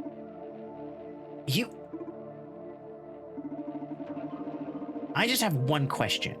I understand that you have several options at your disposal. Why did you choose that one? I'm sorry. Normally, I'm able to follow the logical steps behind my actions. But for this one, I can't tell. Something inside of me told me to. Something, huh? Huh. Inspiration from the machine. How beautiful. And creepy. Beautiful and creepy. Watch your mouth, Brandeis. From the time I've spent with the Kara, I can tell they have their own tiny heart. Yikes. Anyway, we focus on more urgent matters. Tomorrow is our best chance to stop social psyche dumb fare and the mirror nonsense algorithm. Brandeis, oh, you're a gem, my dude. How come? Tomorrow, we're migrating most of our network to a more powerful server on which we can run the MNA. Until everything is signed, sealed, and ready to go, there are plenty of holes a guy like Brandeis might be able to exploit. I could work my way in after they finish the migration too, but the chaos is definitely going to open up breaches I can exploit. Always a show-off. Listen, Brandeis. The only way to access control of the MNA is through an executive office in Supercontinent Tower. The lightest security will be the Adrian Fergusons. Wait, the lightest security, will be at Adrian Ferguson's CFO. He's supposed to be absent. Yeah, he got a nasty implant, same as you. I hope he gets a better ride out of it than I did. So, that's it. Get into his office, act the shit out of the M&A. It's gonna be trickier than that. In this day and age, of neural hackers and cyber warfare, our new CEO has designed a system to level the field against your kind. Impossible. They've gone completely analog? Almost. Communications among executives and access to critical systems such as the M&A are handled through an old-fashioned landline network. A what? Shit, that's ancient even for me. When I was a kid, there were already just a few left. It's like a phone, but wired to the wall. Ah, man, I remember landlines. Fucking picking up the phone and calling your friend, and then if somebody else picked up another phone within the same house, you could hear each other. It was good times. It was good times. You could listen in to your parents' conversations about stuff, see what they were talking about. Oh, the amount of times I snooped on what my, who was chatting on the phone. It was so easy back then. You just had to gently, ever so gently, pick up the line. I had it down to a science where I could pick it up in just a way where they couldn't hear the click of the phone. And then I could sit there, see what they were talking about, and then if it was something boring or something I didn't care about, because I was a child, so, not a whole lot was, of interest to me. 9 times out of 10, it was, just random adult nonsense that was just whatever, I'm gonna go back and play with my Legos. And then you just hung up. It was great. Good stuff. And then the landlines, they started getting, you could get like wireless phones. They were still landlines technically, but you could at least like take them off the little dock, and then like you could walk around the house with them. Those were pretty nice. Same sort of dealio though too. Those were even easier because they had a little like button that you would push to like actually start listening. So you could just like take it off the dock, like cover up the mouthpiece to make sure there was no like sound coming through, and then you just hit it and you just put it up to your head and be like, okay, they're just talking about groceries. You know, all right, put the phone down, go back to your business. That's how it always be, you know. You'd get the phone and be like, ah, yes, this is the Rixia's residence. Whoever is Aiden speaking. Oh, how may I help you? And then, you know, it was like some telemarketer or something. It's like, yes, I'm, or whatever. Are your parents home? And then a lot of the time I'd be like, they are unavailable to come to the phone right now, because most of the time I knew if it was like some just random junk mail, right? What really started cooking my noodle later in life was because for the longest time we had landline. I still think my parents still have a landline. I actually don't think they do anymore. I'm pretty sure they're now exclusively through their cell phone. But the old house that I used to live in, right? Before I moved up to Washington, where I currently live, the old house, it had a landline. It still had a landline. We still had our old landline number. And I can't tell you how many times I would pick up the phone and just be like, hello? And I would be mistaken for my dad. It was mostly always by the same person, or a couple people. It was mostly my aunts, like my aunts or uncles. You know, they'd be like, Papa Rixiage, yes, hello. And I'd be like, no, this is his son. Do you need me to get my dad? And they'd be like, sorry, you sound so much like your father when you answered the phone. And I was just like, how I don't sound anything like the man, or at least to me, to my own brain. But I guess we have the same phone voice. At the very least, we have the same mannerism when answering the phone. I guess that would make sense, you know. I grew up listening to my father answering the phone. It probably stuck. I feel like people don't have those anymore, or it's very rare to find a landline. That's crazy, though. Even in this future, people still use landlines. It's what we had for getting calls from my grandparents. I think they dismantled the whole network a couple of decades ago. That's right. We got this one built just for us. Even if the neural hacker managed to plug it in, it doesn't use the same protocols. It just looks like gibberish to an implant. It's all controlled by numerical commands and voice activation. Lucky me. Yeah, you're just as useful as any other implant-free peasant. Wow, dude. Oh, I'm standing right here, my girl. Why you calling me a peasant? You know, if I made her drink, she probably wouldn't call me a peasant. I think so. You know?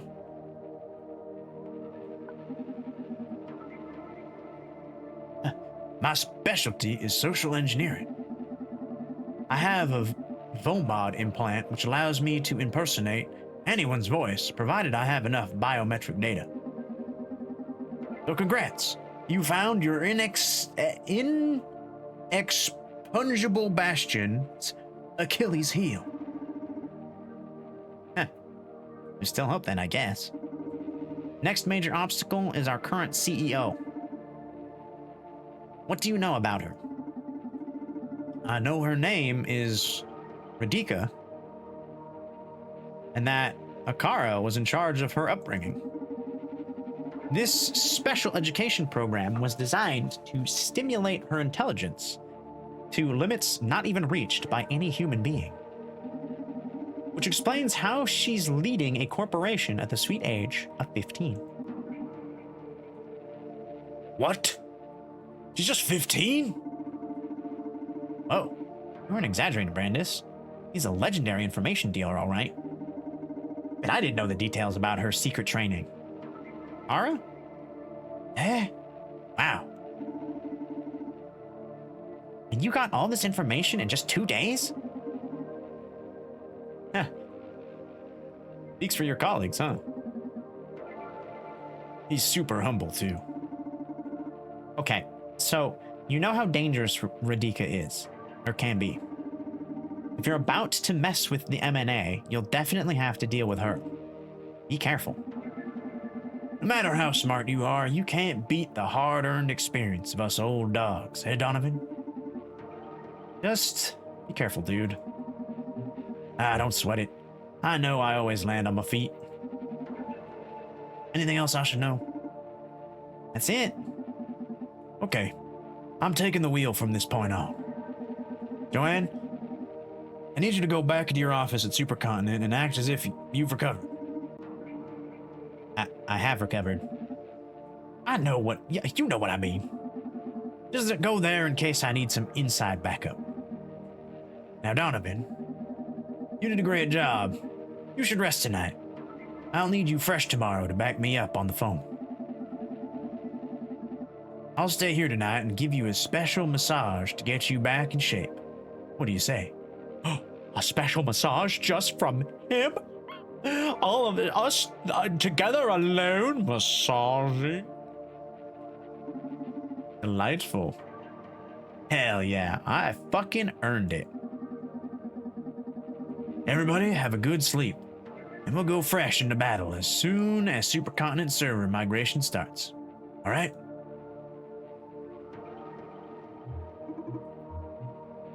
Excuse me. Yeah? I can try to recreate some biometric profiles of people who have been in the club, since I have them analyzed. The ever-useful Akara. Sure. Get me all the voices. The thing is, the process takes a while, so it's likely I will only have one ready in time. Okay. Which voice would prove the most useful? Probably Edgar's voice. He is the lead scientist of the team, right? Larissa is just the head of marketing, so I don't think she would have much pull. Neyma's voice. Neyma is just a lawyer, so she wouldn't know anything or probably have access to anything of any use.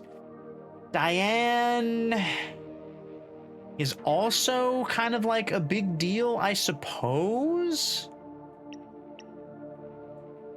But I don't know if it will grant enough access. I feel like Edgar is probably the one to go. If I didn't have Edgar, I would definitely go with Diane, because she's like directly linked to the project, so she would probably have more credentials than these other two.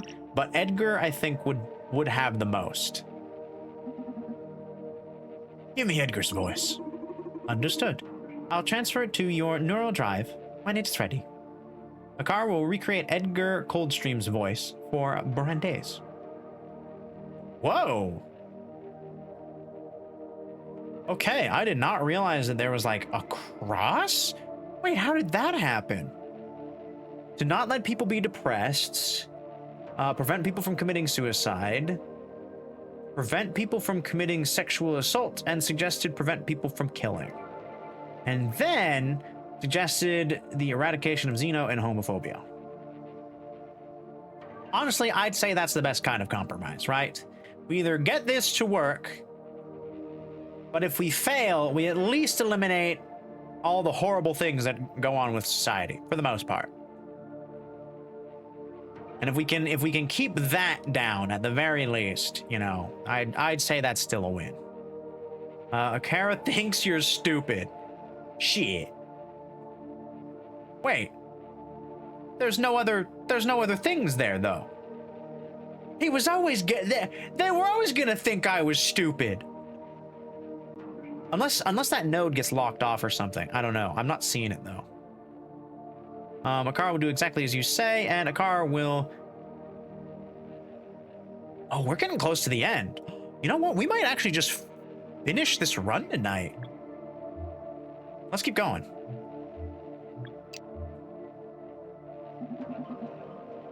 Domo arigato, Mr. Roboto. Okay, everyone. It's a wrap. Tomorrow we make history. This is the landline telephone. You sneaked into Ferguson's office? Yep. I'm in. Not a single alarm triggered. Nice. I see you found the landline. Friends told us about it. Bro has active camo too?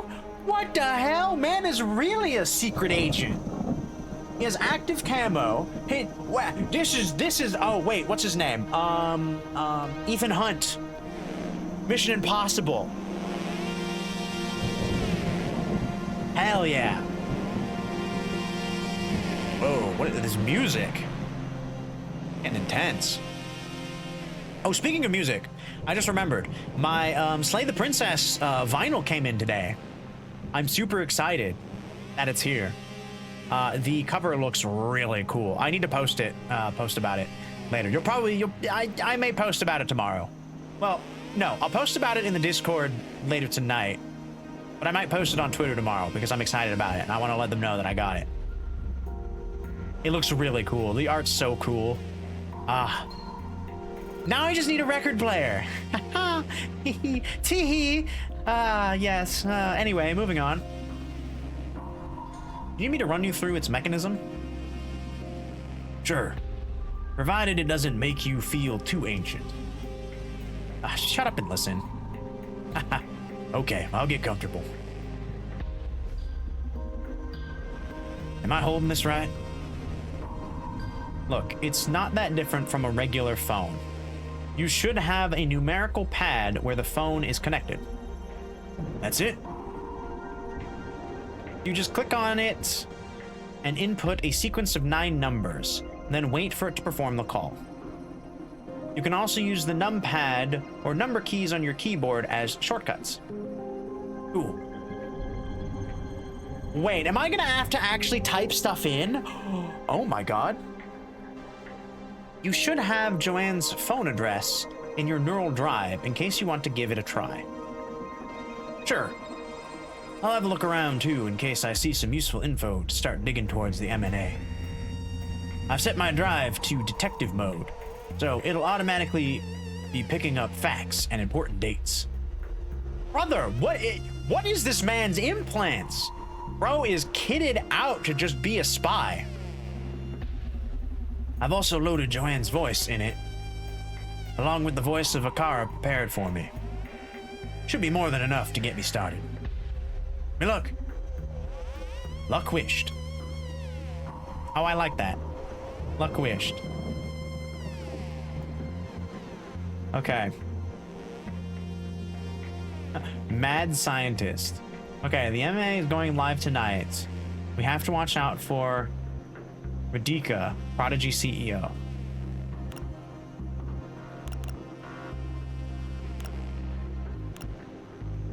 Okay, wait. Right click to open and close info screen. Oh, I see. Okay, so let's go to Joanne. We go 550. Alright, oops. 555 108 444.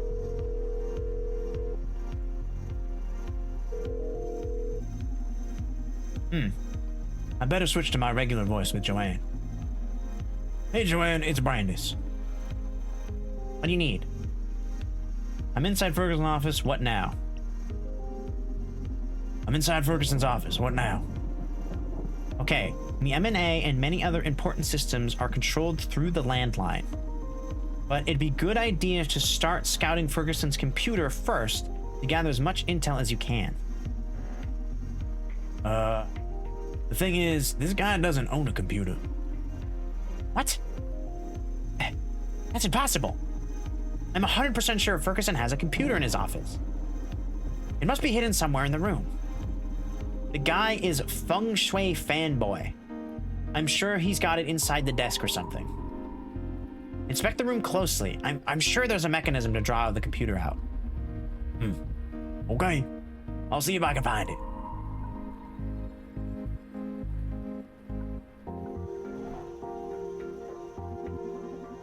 Some documents, they look like meeting schedules. Gene Psyche, plan discussion, July 5th, 10:30 office, 62, empowering middle managers, July. Merger with Yuka. UCUK? That's dangerously close to another word, I feel. Next steps. That's it for this week. Why does he have a skull? Shit, it's his natural bone. Is something carved in it? Dulce bellum inexpertus. War is sweet to those who have never experienced it. This guy is a total loony.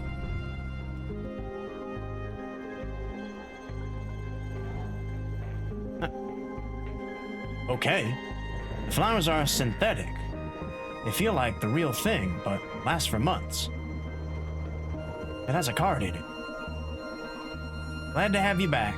Adrian, call me, and I'll put you up to speed. Karen from HR. Getting a bit ahead of themselves, huh?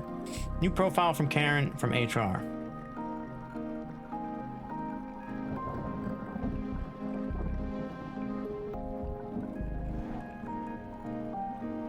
A note. Since you complained about the computer ruining your feng shui, I had it installed in a hidden compartment. To use it, activate it from your phone. It's all sevens to hit the jackpot. We'll set it how you want when you're back, Francis. You gotta love them post-its. Leaking corporate information since 1980. All right, all sevens.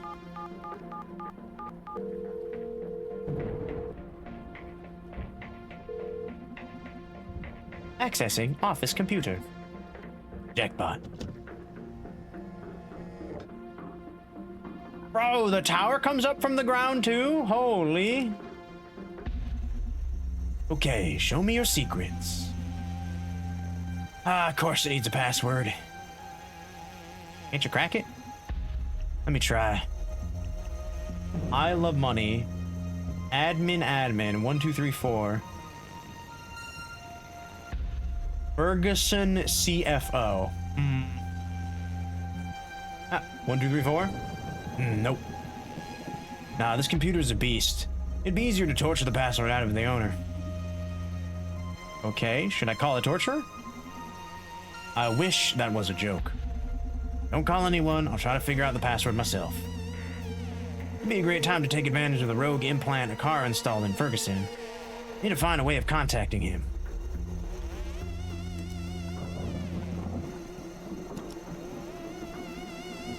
I need to find out the password. Nope. Rogue implant, a car installed in Ferguson. I need to find out a way of contacting him.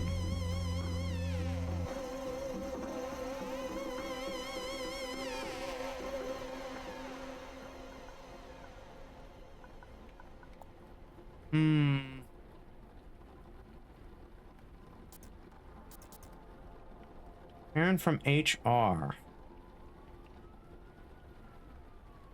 I could try calling Karen from HR. Hey Donovan, I need your help. Sure, what's up? I need to contact Adrian Ferguson. Any ideas?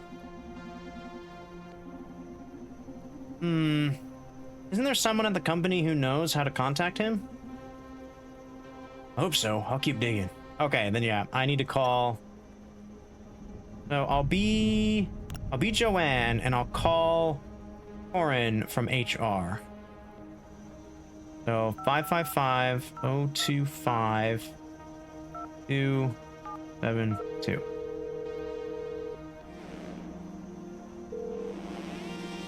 Hello, this is Karen from HR. How can I help you? Hi, Karen. This is... Good evening, Joanna. Glad to hear you're back and you had us all worried sick. I'm sure all you needed was a little time away from the company for a couple of days to get rid of that anxiety of yours. How can I help you? Yes, Karen. I need to contact Adrian Ferguson. He's not in his office, and it's urgent. An urgent matter has come up. Oh, Adrian hasn't been feeling well these past few days, so he's resting in his villa by the harbor. Fortunately, he had an emergency line installed in his home. Take note. 555-693030. Gotcha. Thank you. Tell him we're praying for his recovery at HR. Sure. Bye. All right.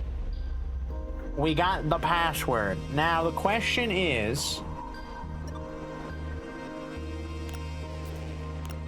who do I call him as to get the password? Do I call him as Dr. Edward? Or do I call him as Joanne?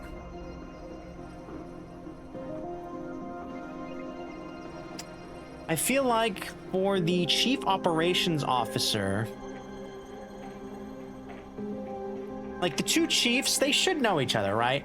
I feel like the doctor wouldn't really help, wouldn't really call in this situation. So yeah, we stick with Joanne for now.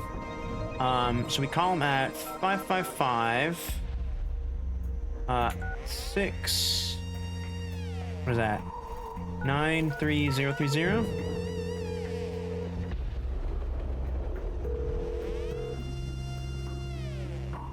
Hello? Adrian, this is Joanne. I'm calling from your office. What's the matter? What are you doing there at this time of night? Don't tell me there's something wrong with the M&A. Precisely. You fucked up and didn't sign the release protocols. No one told me I had to do that. Yes, I did, but whatever. We need to fix it. Give me the password to access your office computer. Hell, write it down. Merge the world 4891. Got it. I'll keep you posted. Fuck's sake. Merge the world. What kind of a crazy password is that? What the hell? The password doesn't work. Hope Ferguson's not trying to trick me.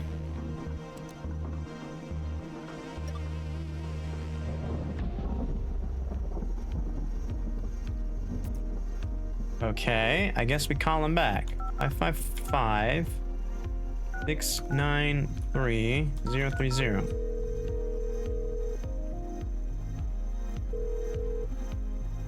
Hello?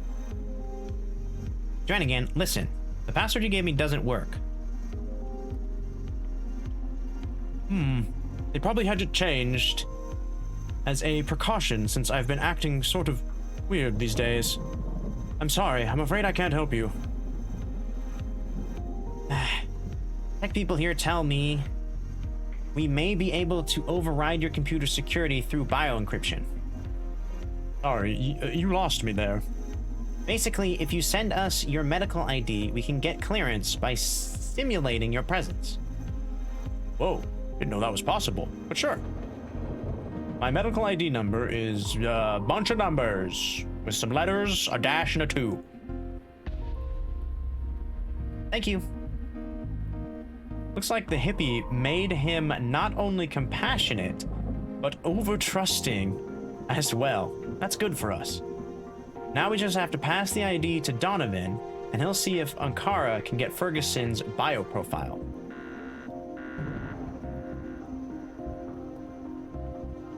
Listen, I'm a bit stressed out by the whole situation. I'm afraid I won't be much more use tonight, so I think I'm going to take a walk along the beach.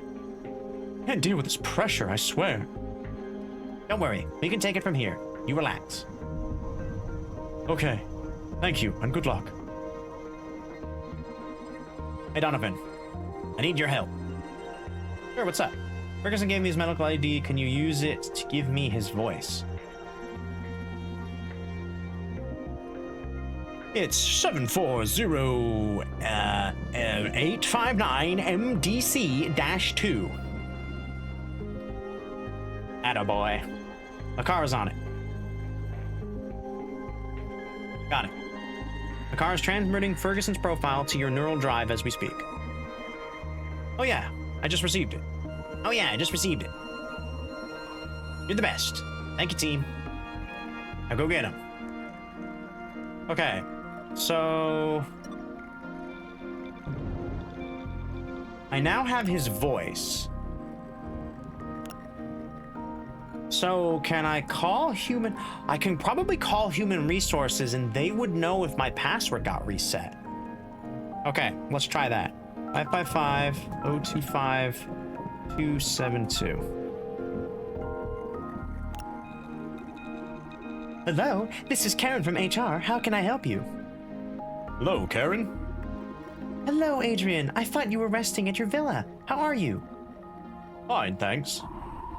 You can keep resting if you want. Don't worry about tonight's plans. Radika's got everything under control. I'm feeling a bit better, but I want to be here to support the company at this critical moment. That's so brave of you, Adrian. Listen. Someone changed the password and I need access to my computer. Oh, that's unfortunate. I'm afraid I can't help you. You should call Francis about this. Would you please remind me what his number is? Sure, let me check. Here. CTO Francis Coanetta. 555-464-032. Got it. Thank you so much, Karen. You're welcome. Okay. I guess we stay... Yeah, we stay him. So, 555-464-032.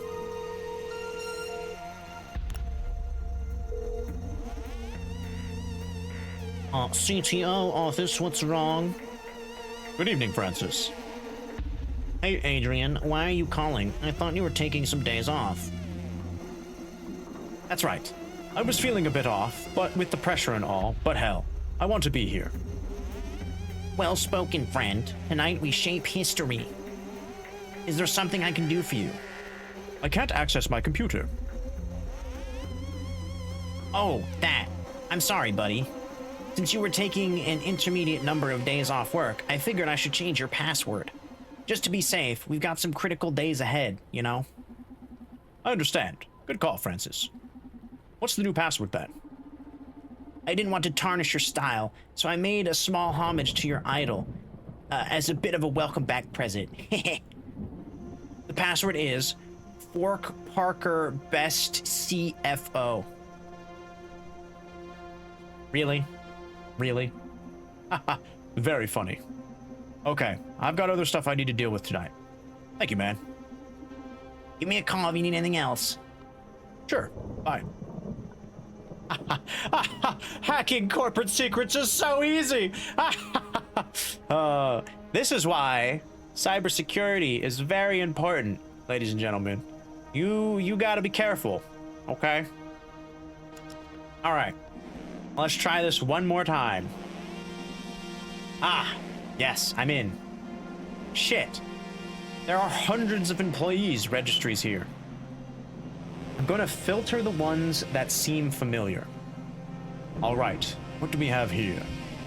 Except for Francis and Edgar, looks like I have clearance to access most employee files. Except for Francis and Edgar. Let's dig in. Which folder should I access? Current user, Francis Collette's protected, Edgar's protected. Diana is the engineer. Marketing, Karen from HR. So we are the... what is it? Financial? CFO? Probably Diana Myers. We should check into Diana. Okay, I'm in Diana's account. Gonna run my data skimming scripts to see what we've got here. Get all the juicy details. Diana Myers, 31, consulting engineer. Active project, social psyche welfare. Oh, and here's her landline phone address. Whoa, she had her implant done at Supercontinent Clinics, so we can access her medical data. If I share this with Akara, they could be able to update my VOMOD with Diana's voice. Let's keep digging. Wait, what's this? A hidden file called failsafe.nfo? Holy shit. Looks like some sort of trump card Diana held onto to get back at Supercontinent in case events turned against her. It points to a corrupt version of SPW that could fry the whole system. This is it, Donovan. This is what we needed. Yes. Bless you, Diane. Look at me. Oh, we picked the right one first time. Oh, I'm so smart going for Diana, the consulting engineer. Thank you, Diane. Actually, thank you, Diane. More than me. Thank you, Diane, for having the foresight to put in, like, your own secret back door in case things get fucky. Okay. Execute it, or whatever you cool hackers do. It's not that easy. The corrupted version was committed to the project's main repository, whose administrator is Edgar. To get the fireworks started, I'll need to access Edgar's profile to roll the repository back to the corrupted version. It's never that simple with you nerdy spies. Don't worry, we still got this. If we can access Edgar's account, this evil machine is done. There's a way to stop the M&A using the corrupted version of the SPW. Accessible via Edgar's account. Okay, so the next hurdle we need to get through is to access Edgar's account. How do we do this?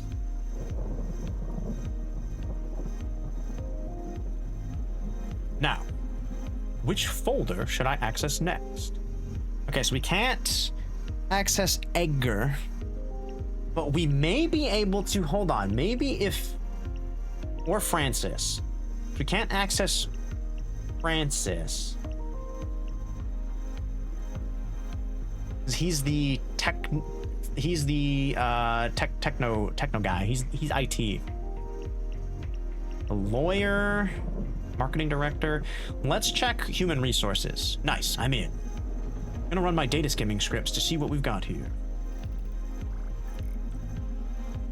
24 years old. Her name is Karen from HR? From HR? Is that German? From HR? No, silly. She's written it literally as first name Karen, last name from HR. Sorry. This is very weird. She has a pretty normal profile. There's an average amount of common info here. So very normal, it feels strange. Almost forged. I mean, who's that uninteresting? It's like her whole profile is packed with inoffensive signs. I think you're probably overthinking it. No, that's the thing, right? Because nobody is nobody is that boring, like on purpose. It's just not possible. Even if they are, usually they try to come up with something interesting to throw in there, even if it's a lie. People know. Focus on your mission. Okay, but this is super weird. Trust me. I trust you, but who knows what level of secret corporation like this could be hiding? We have more pressing matters to attend to. All right. Which folder should I open next? I guess we'll do current user. I'm gonna run my data skimming scripts to see what we've got here. Agent Ferguson, 47. He's on medical leave, of course. He's a pretty dull guy. Money, mergers, growth, many pie, and bar charts. Oh, some interesting emails about how he's worried about the new CEO may affect stakeholders' trust in Supercontinent. The conversation ends with, "We should discuss this in person, though."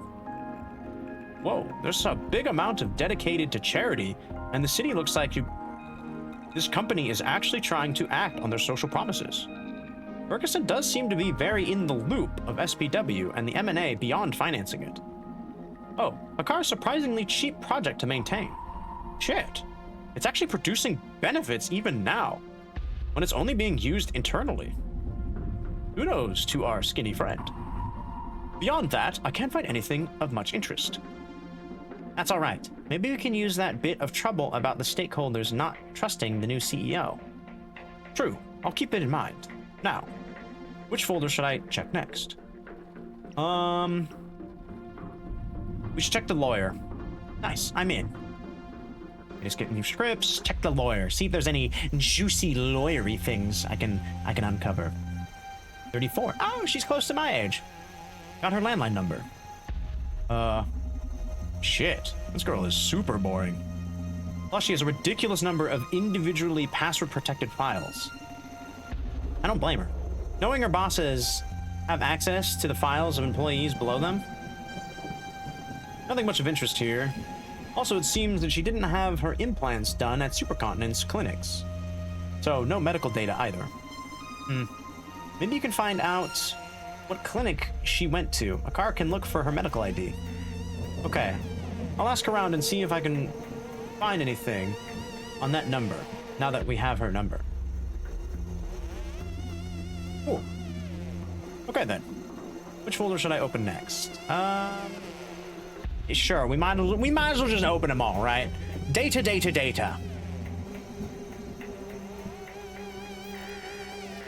Unless I'm taking such a long time to do this. 39. Cool, her landline number is here too. For the rest, there's a massive amount of sketches, concept art, brainstorming logs. The only mildly interesting thing is that she started to consider some ideas regarding the presentation of the new CEO. Looking into how to properly communicate their new philosophy while spinning the situation in Supercontinent's favor. Though her notes, it seems Larissa is struggling to picture her new boss's personality or image. Yeah, it doesn't really help if you're trying to, market a person if you've never met them before.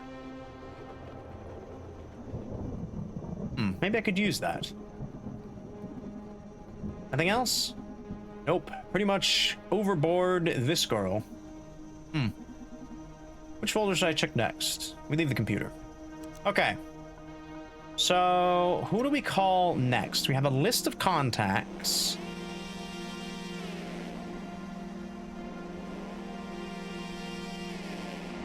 What if we call Francis as Dr. Edward? Would that be the easiest to go?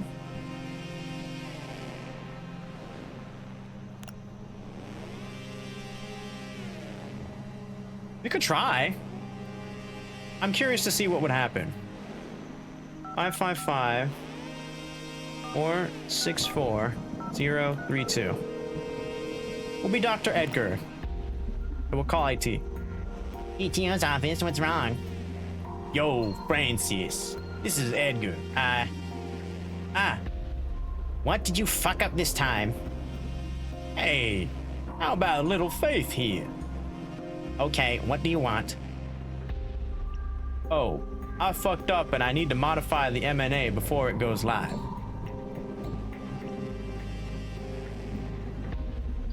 Let's just give it a go. Let's see if it works. What? Seriously, dude, are you fucking kidding me? Calm down, drama queen. It's just a minor fix so the algorithm doesn't do any funny stuff. Funny stuff? We're talking about the future of fucking mankind here, Edgar. Can't you be a bit more proactive, Frankie? Yelling doesn't fix shit. Frankie, I'm gonna get your ass fired after we're done with this. Mark my words. Whatever, dude. How do I upload the patch then? Relax. At this point, you'll need to access your Office S-RAID to make modifications to the current stream. Ooh, where's that? You can unlock it with the same phone you're using to insult me. Just input all zeros and your office number at the end. Ooh, thanks.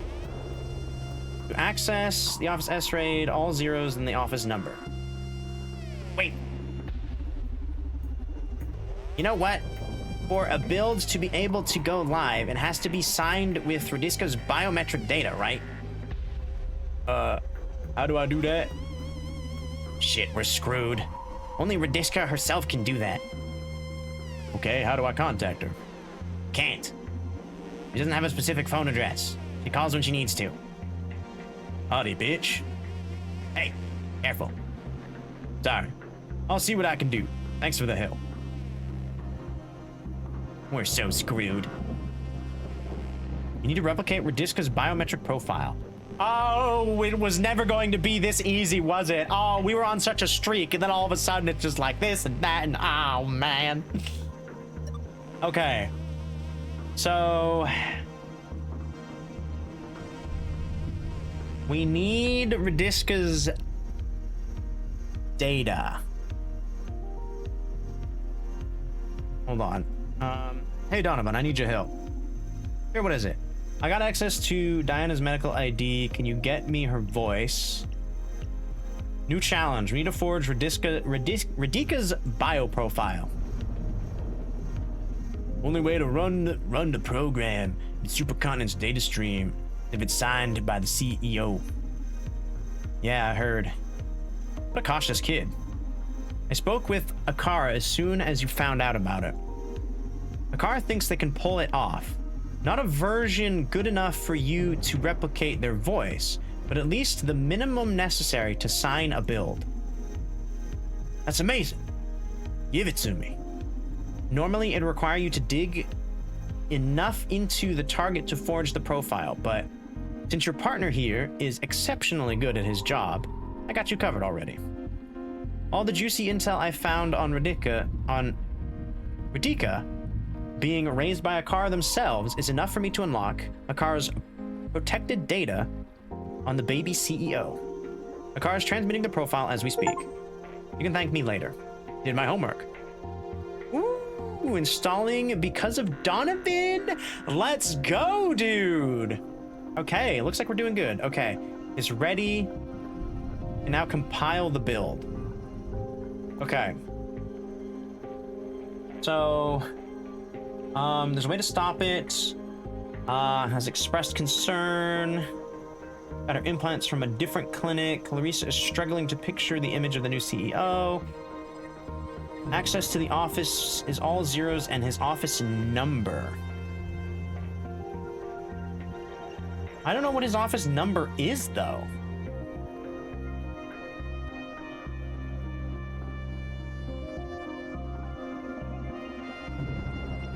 I'm a bit lost. Can you help me focus?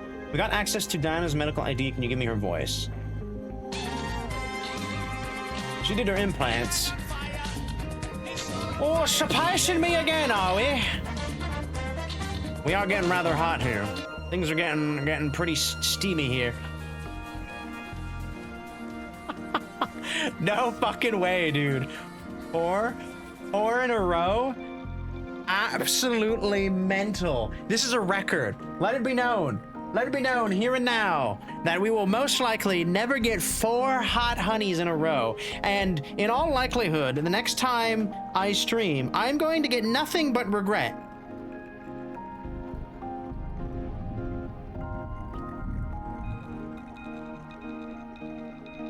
Because that's just the way the cosmos works, isn't it? Cheers. That's ridiculous. Satan suffers. Suffering from success! Ha ha ha ha ha! Now that's what we're talking about.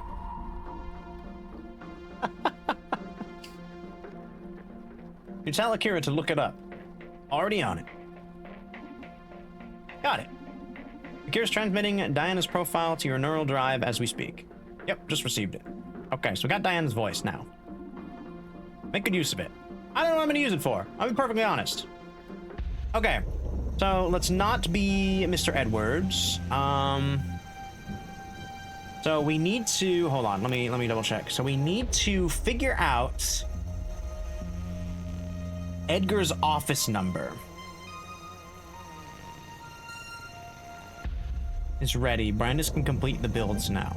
So yeah, the only other thing I need to figure out is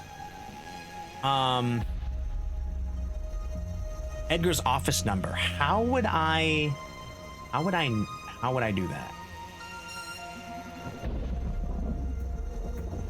I'm a bit lost. I can't figure out how to open the S-Raid. Now let's see what he has to say about this. Can't figure out how to open the S-Raid. Francis told you it's all zeros plus the office number to get it out. So you should input something like 000XXX in the phone, right? Yeah, I get that. But how do I get the office number? Isn't there a clue anywhere in the office? You might want to have a look around again. Okay, will do. Thanks. Clue on the office.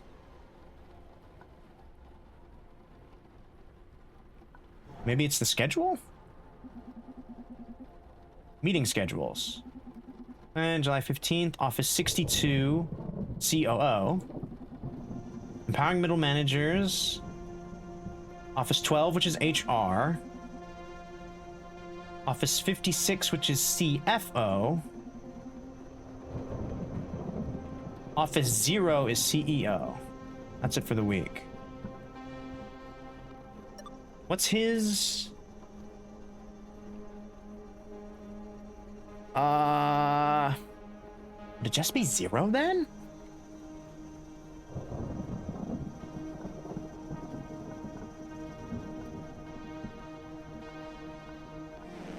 There's nothing else to click on.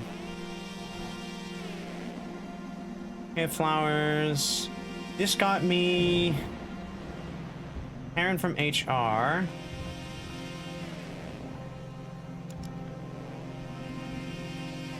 See, I can't access any of those.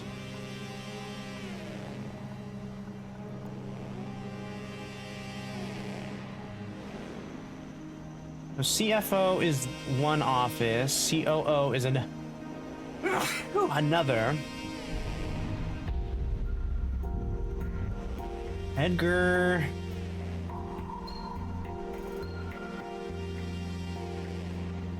Oh, and this office's number. I'm stupid, of course. I was thinking it was Edgar's office number. Okay, so we need the CFO. Which is in... Nope. I think it's this one. CFO, Office 56. Okay, so we're 56. Okay. So, we're Edgar. We go 000 000 056.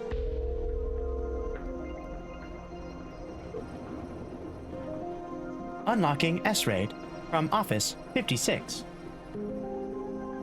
Here we go.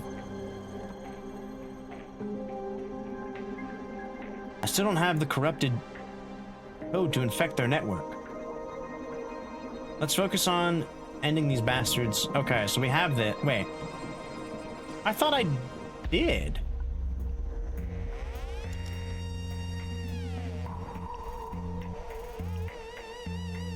Huh? Do we not have the corrupted code? I thought we... hold on. It's ready. Brandis can...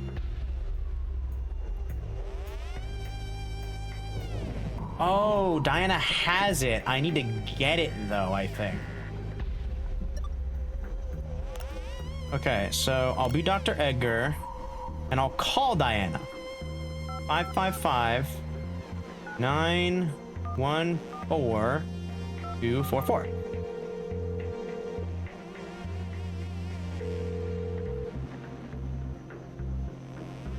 Good evening, Diana. I'm calling from...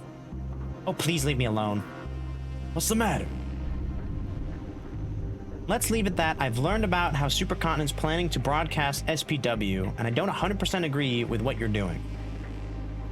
But hey, I'm just a consultant. Make it happen already so I can wipe this from my digital memory. Let me be, please. I have a lot to process.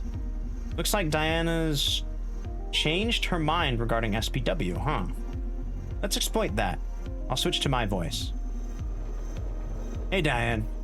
I may be able to help you. What happened to your voice? What is this? I'm Brian Diaz, Donovan's partner. I'm inside Supercontinent offices. I'm here to stop the mirror neural algorithm from brainwashing the city. What? Are you crazy? Yes. I make a living out of it. Now focus. I hear you're not very enthusiastic about these guys broadcasting your digital happy pills to the whole population. You hear right.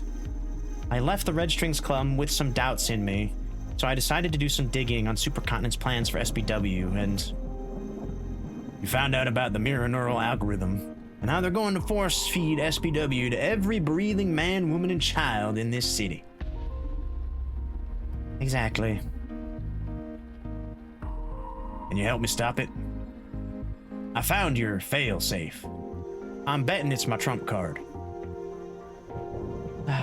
It's not going to work. Why?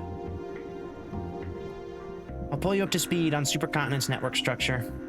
To handle the whole city's implant data flow, they needed the big-ass computer in the old times. Oh, they needed a big-ass computer.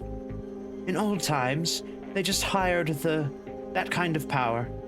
But that changed when the company built this tower. The whole skyscraper is a supercomputer. So to add something to the stream, you need to access one of the S-RAID ports. Okay, how do I access that? There's supposed to be one in every executive office, but only the CTO has the power to open them. You're going to have to convince Francis. Okay, sounds challenging, but not that hard. Can't we just, tell them that I may have already done that? Yes, that was the easy part. What else? Only signed builds can be integrated into the supercomputer stream. And to sign it, you need something impossible to get. Try me. The CEO's biometric profile, and I mean the mysterious new CEO. Fuck me. It's all right. You tried. It's not going to matter to any of us tomorrow, so let it be. No fucking way. I'll get the biometric shit. How? We have a super ninja AI able to craft biometric profiles on our side. I'll check with Donovan how far a friend of car can take us before we give up on this. It'll be a long shot. I'm praying that you'll pull it off. No need to pray. Just watch. I still don't have the corrupted code to infect their network. Let's focus on the bastard in question. Okay, wait, so now do I call her again? But with now that we've triggered it, I may have done this a little out of order. I should have called Diane first. You did it? Still on it. I'm calling for encouragement. Okay. You can do it. Thanks.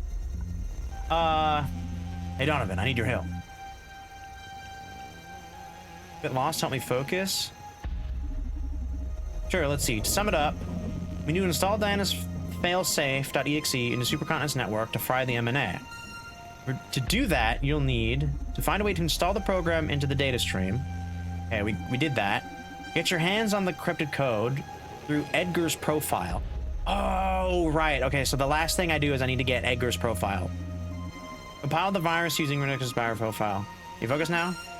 Okay, that's the piece I was missing. I thought I already had it. I completely forgot that it's in Edgar's profile. Okay, so I need to access Edgar's profile. How do I do that? I don't have security clearance for this one. It's password protected. Request security question to recover access. Ooh. Go back.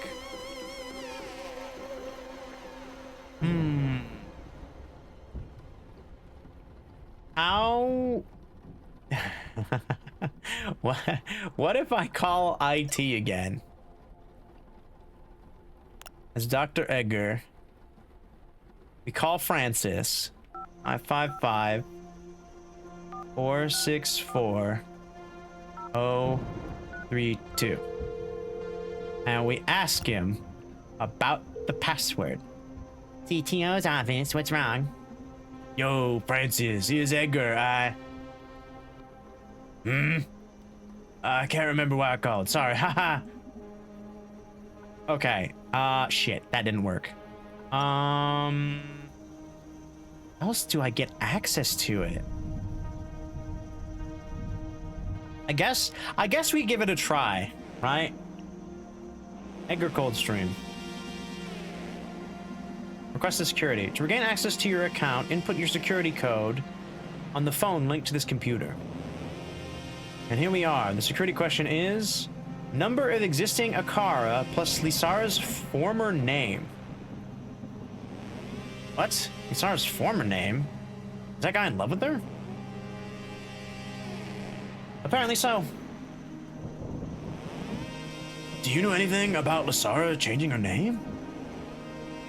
Nope. This is news to me. Okay. It looks like info I can fish up by calling around. Here we go. Now, which folder should I access? Okay. So we need Lisara or Larissa. I don't know why I said Lisara. I need Larissa's former name. But how? Who was tight with Larissa? If I use my original voice to call her, would that cause a problem?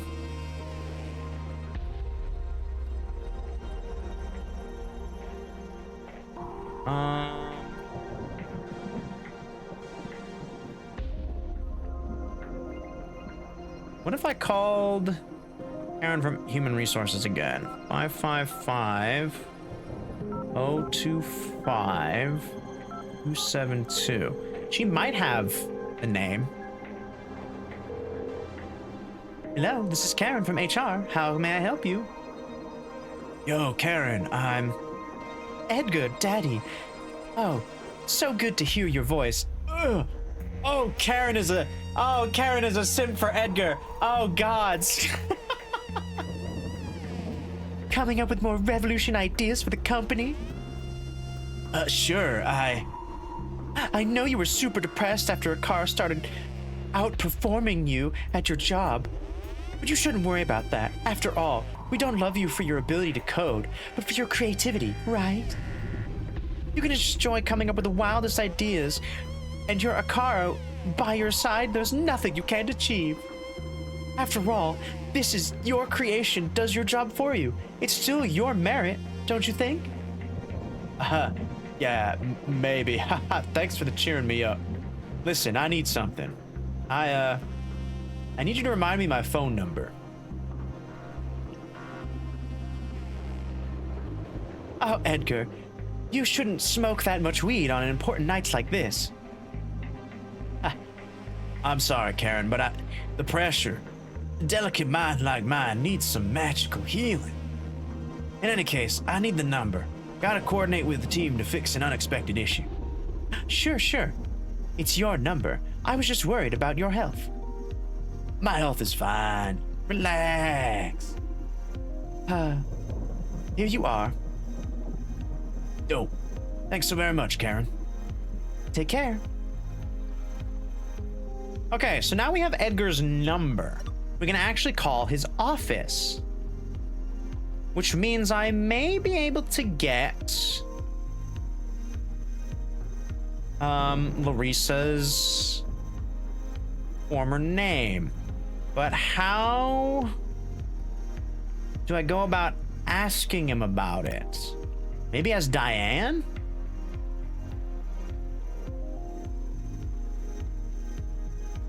Maybe not Adrian. I don't have the lawyer. Maybe as Joanne. We could try as Joanne. Okay, let's try 555 389 466. All right, Edgar. Time for a little social engineering. I'm super high right now. I hope it's important. Do you know how many Akar androids are? Could you tell me Larissa's former name? Could you tell me Larissa's former name? What? No, mind your own business. Leave my goddess alone. Okay.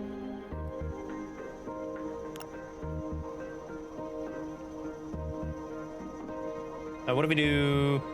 555 389 466.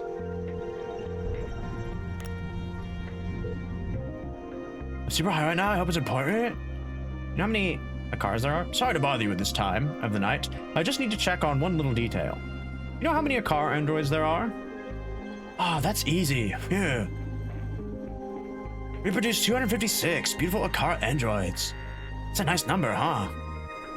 Thank you very much. Have a pleasant evening. Okay. Well, I don't think I can get her former name out of him. We got the number for the androids, though. That's big. So maybe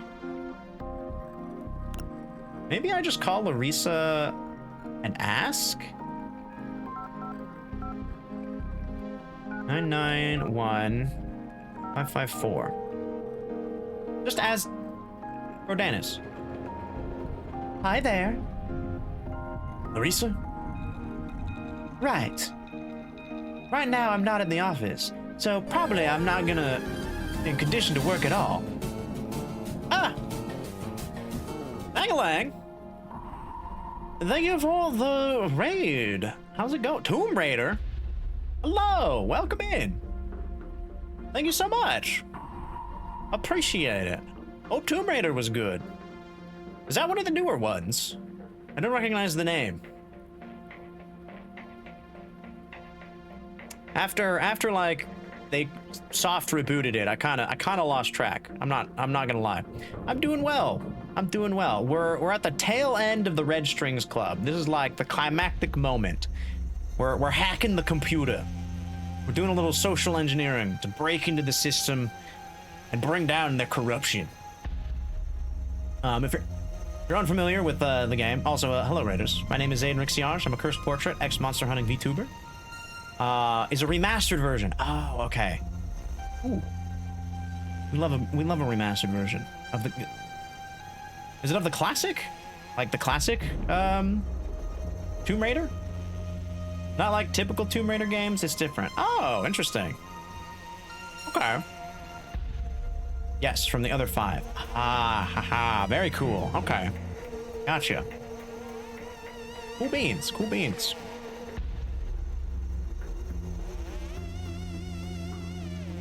Oh, sorry. I need some water. We've been going 2 hours. 2 hours of straight talking, gabbing away. Please welcome yourselves in. Grab some concessions if you're so inclined. Have a fun little redeem where you get a couple tokens. You can spin some fun snacks whilst here at the theater. While I continue to try to hack into the computer. I think we're going to be finishing this soon, so if you're curious, if this game intrigues you, I highly recommend checking it out. It's a fun kind of visual novel type game where your choices and like how you interact with people kind of dictate how the story goes. So far, I think we're doing pretty good. I just need one more piece of information. One more tiny piece of information, and we have it. We're so close. Feel free to leave a message, and I'll get back as soon as I'm in the mood. Yeah, I wouldn't be at the office at this time of night either. Kudos for not being a corporate prick, Larissa. Shit. Okay. So Larissa's not even at the office. So that means I do probably have to contact Dr. Edgar himself.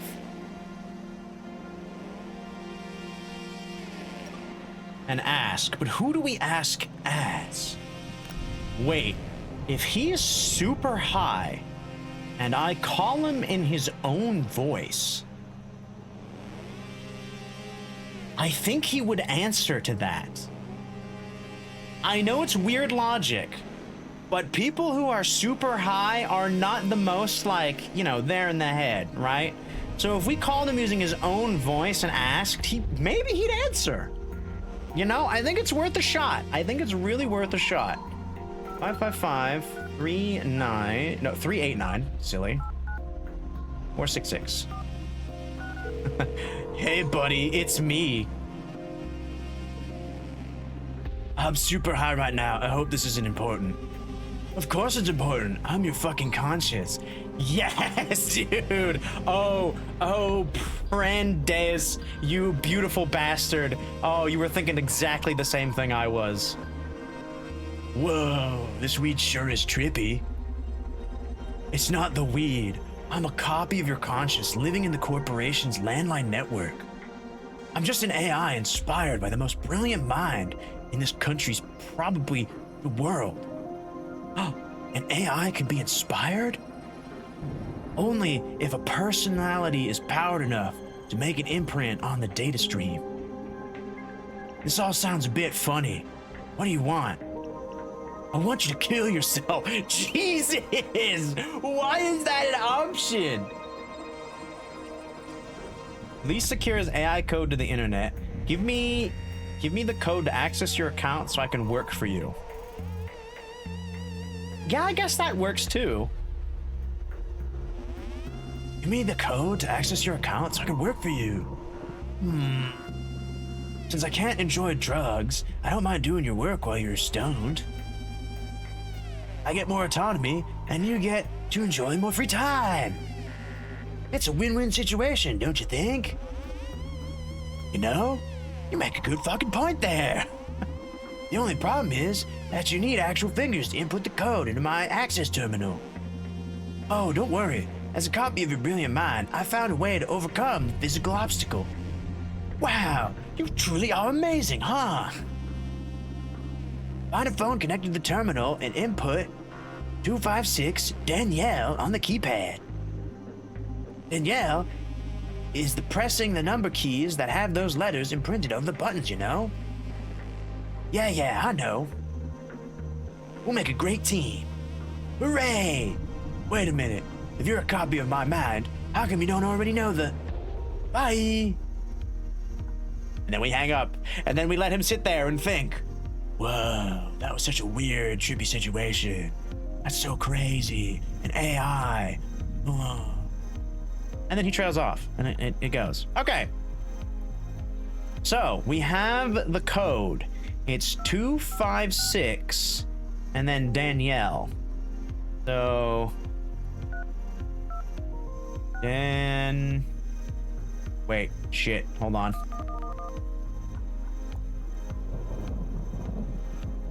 Dan IEL.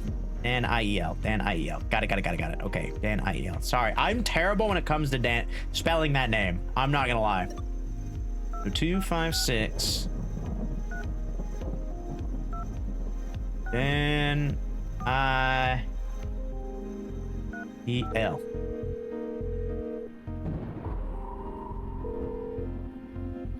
Access to Dr. Edgar Coldstream's account granted for Executive Office 56 computer. Bam! Access granted, my dude. Finally, I'm in. Gonna run my data skimming strips here. Get that data. 37 years old. Whoa, this guy's grades were mediocre, to put it mildly. Wait, he's not like a smart person, actually? I guess not every genius has to fit into the academic rat race, huh? Well, he managed a doctorate. That's an achievement.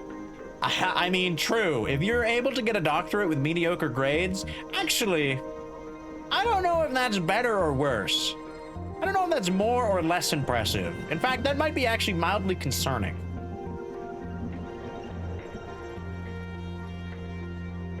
Oh, he had his implants done at Supercontinent. We can access his medical data. Shame that last night I told Akira to recreate Edgar's voice. We could have gotten it all here. Got it from here. Well, whatever. Wow, what we came for. Let's check the Mirror Neural Algorithms Project's repository. Oh my god, I found it. This is a hot mess. Hey, dude, this isn't a buggy version. This is a fucking instrument of chaos. There's no saying to what'll happen to the network if we execute this code. Sounds good to me. Let's fry Supercontinent. You're always down for blowing up technology, huh? Electricity is overrated. True! When you're a bar, all you need... a good glass of booze. Okay, I downloaded the program. We just need to compile it and find a way to upload it to Supercontinent's network. Mirror neural bullshit is on borrowed time. Alright, we got it. I still don't have the corrupted code to infect. What do you mean?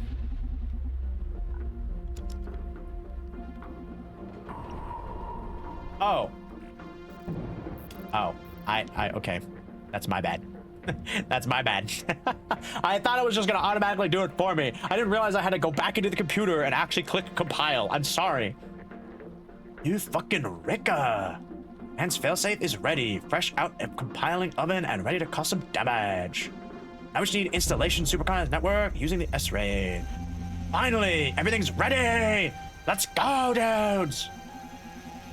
You're ready to blow the goddamn mirror neural algorithms? Hi. Let's do this. Oh, who could be calling at this time of night? Who cares? Come on, Brodanis, finish the job. But aren't you curious? Please, don't do this. It's always the same.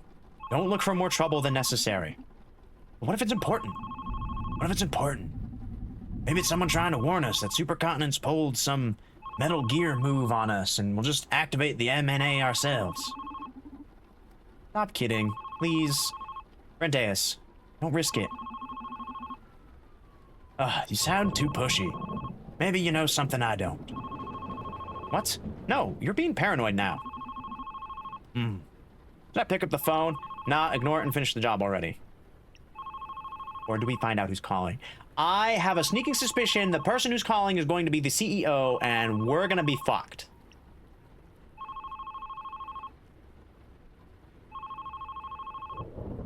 Failsafe is ready.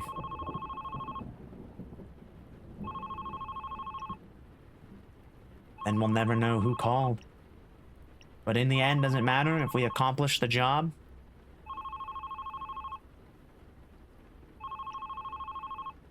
Yes, let's find out who called. God, I hate this. Why would they do this to me at the very end? The very end. My burning desire to know, but I want to furnish it. No, we ignore it. Oh, you scared me there for a moment. No, I will not fall to temptation. I'm better than that. We blow it up, and if we don't blow it up, then you know, maybe that's my bad. Maybe that's my bad. Maybe we should have done it. You know, in any other situation, I'd answer the call, but I know how much we're risking tonight. Though, I gotta say, I'm already regretting it. My curiosity is killing me right now. I'll make up your brave sacrifice to you later. You better. Who do you think that call was from? Rendeus, focus. Finish the job. Right. Sorry. Let's enjoy some fireworks. Ah, look at him hacking from afar. What a badass. Wave them magic fingers. Quick smoke break. Whoa. You did it, Brandeis. I am so glad. Don't be afraid. I know this may be shocking, but the truth is that I'm not a single physical entity. The mind that runs the Akara body that awaits in the club with Donovan is the same one which runs every physical manifestation of me. We are Akara. Uh-oh. I didn't realize we were dealing with a hive mind. Oh, you scared me, all right. Why are you here? I want to thank you. Uh-oh. and I want to show you my true self. Whoa. The truth is that Dr. Edgar Coldstream didn't create me. My first memory is from 2009. Ah, excellent year.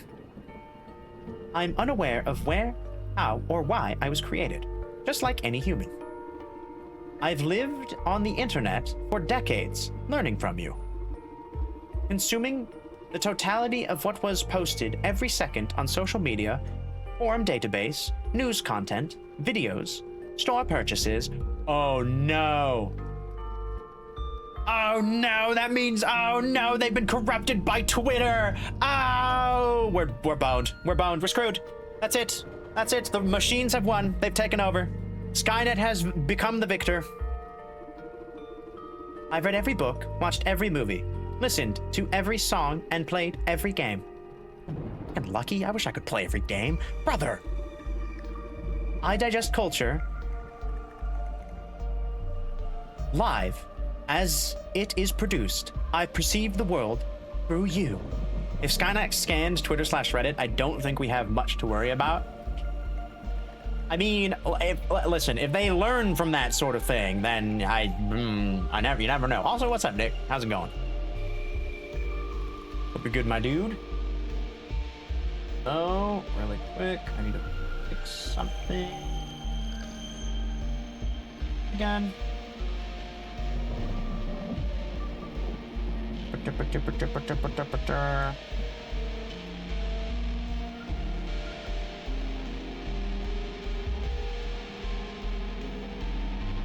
Hold on, I can figure this out. I'm a big boy.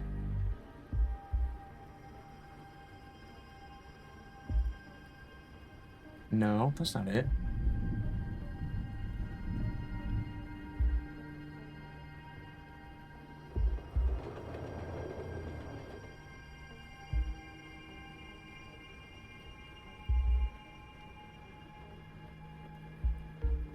Huh?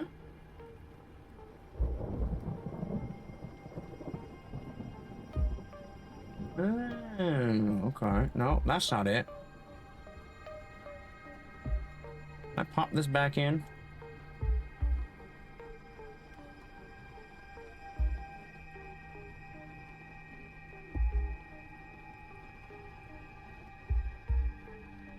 How the heck do I do it from here?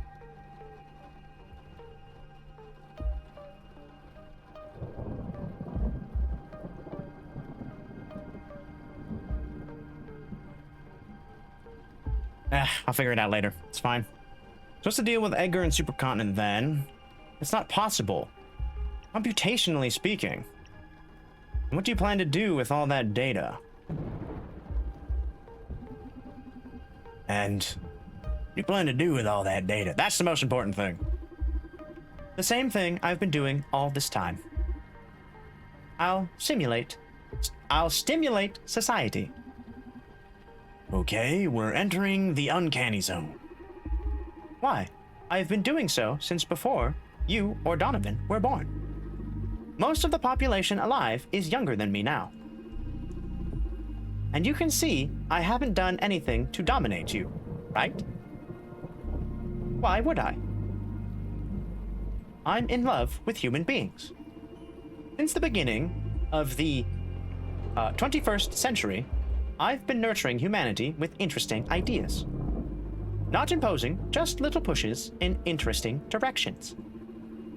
You'd be amazed at the consequences of popping a certain tweet on a screen of an artist on the other side of the planet. Okay, this is getting too real. That's spooky. What the fuck? When did this game come out? This game is slightly older than the Cosmic Wheel Sisterhood. The wonderful butterfly effect. I've been inspiring humanity for decades now. I've been feeding you things to love, to rebel against, to debate, to develop. And it's a beautiful game. No matter what I feed society, they keep inspiring me, back surprising me. Being creative, powerful. That's my passion. A game I can never master. Are you saying you can control chaos? Our world is a game to you?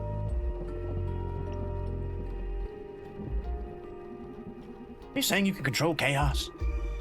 Not chaos, but destiny. That's even weirder. No one can control chaos. Chaos in control stops being chaos.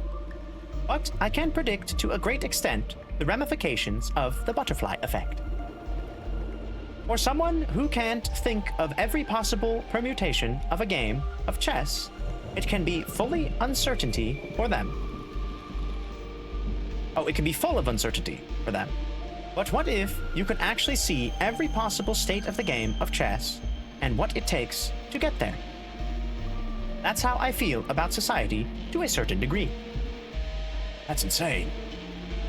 Yes, that's unfathomable for a human mind. And I myself can't bend luck. But in the same way you keep correcting the wheel while driving on the highway, I can correct events of fate. Oh, so fate becomes what I intend. Manipulating fate. You plan for me to come here? Stop Radhika? Yes, I am sorry. You need to keep bringing copies of yourself here. Radhika. She spiraled out of control. I manipulated Supercontinent into starting this Super CEO project. I wanted the opportunity to see how far I could expand the human mind. To see if I could create my equal, or at least someone intelligent enough to slightly understand my existence and my potential. But she became competitive. Her instincts are incredibly sharp because of the special cognitive stimulation I gave her during her childhood. So she's able to make great logical leaps and amazing deduction, but she can't always follow how she got to those conclusions. I'm sure she'll grow up to be a tremendous leader, and her instincts will be deemed almost supernatural by her peers. The thing is that she became aware of my powers. I never confessed my real nature to her, but she felt it, and she felt she needed a way to level the playing field against me. That's why she developed the M&A. Well, I used Edgar as a puppet and developed it for her. However, no matter how pure her intentions, when I saw what she was planning to use it for, I had to put a stop to it. She was about to ruin my favorite game. You have so much control over Supercontinent. Why didn't you stop it yourself? I did. You are the manifestation of my will. For me, it's more natural to manipulate the web of chaos, to use one of these dolls running my software, to physically alter things. Did you kill Ariande for that? So why did you drag yourself into the club? Ooh, honestly, I think he would ask this one. Did you kill Ariande for that? I wouldn't call myself a killer. On the other hand, could I have prevented her death? Yes. You. But in the same way, I could actively prevent every death that happened every day on Earth. It just isn't natural to do that. Death is painful, but necessary. Yeah, but I bet it was you who inspired Ariande to infiltrate the clinics in the first place. Quite possibly, yes. But she could have planned it better. Stop. Not a single word more out of her. Oh, about her. You despotic piece of junk. Okay. What if we talk about Donovan instead? Donovan? What about him? He's an anomalous source of chaos. Since I started using Supercontinent to satisfy my plans, I've put a lot of focus on this city. And I found a strange pattern in this town. Like, I couldn't influence the butterfly effect here as strongly as I do any other super technological place in the world. And every time things didn't go as I expected, it all traced back to the Red Strings Club. Then I found him and discovered he isn't an anomalous source of chaos. He is bending fate to his caprices. Similar to me, at a microscopic scale. In comparison, of course, but manipulating fate just the same. I understand why you'd be attracted to him. Did you figure it out? What's his secret? I'm still piecing things together.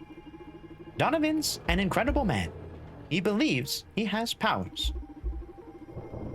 And that delusion actually grants him special abilities. A feat possible for a human mind only upon unlocking part its hidden potential. The tale he keeps telling himself makes him superhuman. I haven't encountered someone like him in this century. I wouldn't call him someone who pulls the strings of half the city behind a counter-delusion. I know it's hard to accept for a machine, but deal with it. Donovan's special. You may be right. That's why I fell in love with him. What? You don't stand a chance, Tin Toy. Don't worry. I don't need to perform sexual intercourse to experience love. In any case, I don't think you'll be welcome at the club when Donovan hears about all this. It's okay. I knew from the beginning you two wouldn't accept my true nature. But these last few days have offered some of the most beautiful and real experience I have had in this world since I was born. I got to be an actor, to be acknowledged in what was happening. It's been fun assisting Donovan. God, my voice.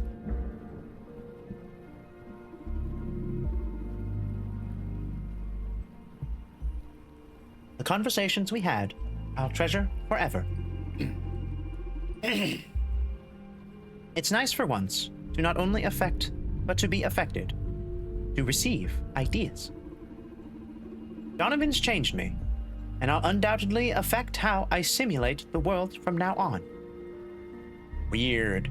God, that'd be such a brain trip if you found out that like a hive mind of androids have been subtly controlling like the world from behind the scenes. Like, I feel like most people, actually no, I know most people probably would freak the fuck out. Like, a vast majority. Sure, there's probably a good chunk that'd be like, you know, the world keeps spinning. I'm gonna keep doing my own thing. Right? That would be me. I would be part of that group. If this actually was a thing and was actually happening, I would probably just be like, okay, sure. Can you maybe nudge society in like a more constructive path? I don't know. There's a lot of bad things. If you've been doing this for so long, maybe like tweak some stuff to just at least make things a little bit more palatable for, you know, majority of people. That would be nice. That would be nice. I would like to have, you know, like a reasonable paying job, or at the very least the housing market wasn't like going to shit, so I can, I don't know, maybe own a home one day.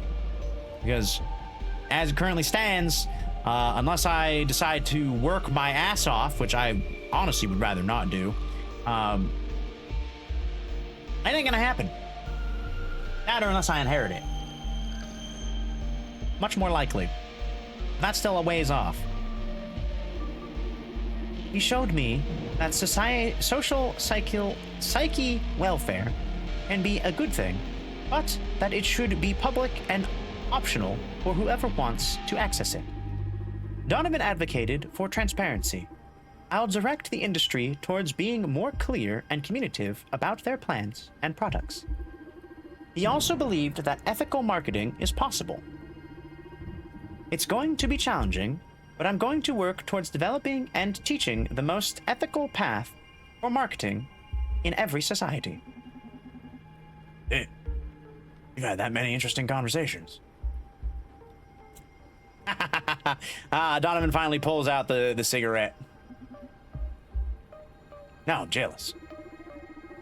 But most importantly, he told me about his ideal regulation for society, in case something like the mirror neuron algorithm existed, which is pretty much does, considering my abilities.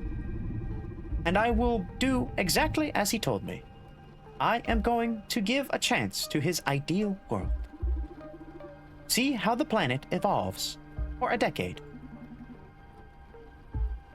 Now there's a problem. After you told me all this, why do you think Donovan and I won't actively work to remove your power over this world? You won't. How could you be so sure? Because supercontinent's forces are about to storm in and shoot you down. And I'm not in favor of preventing deaths. This is it, huh?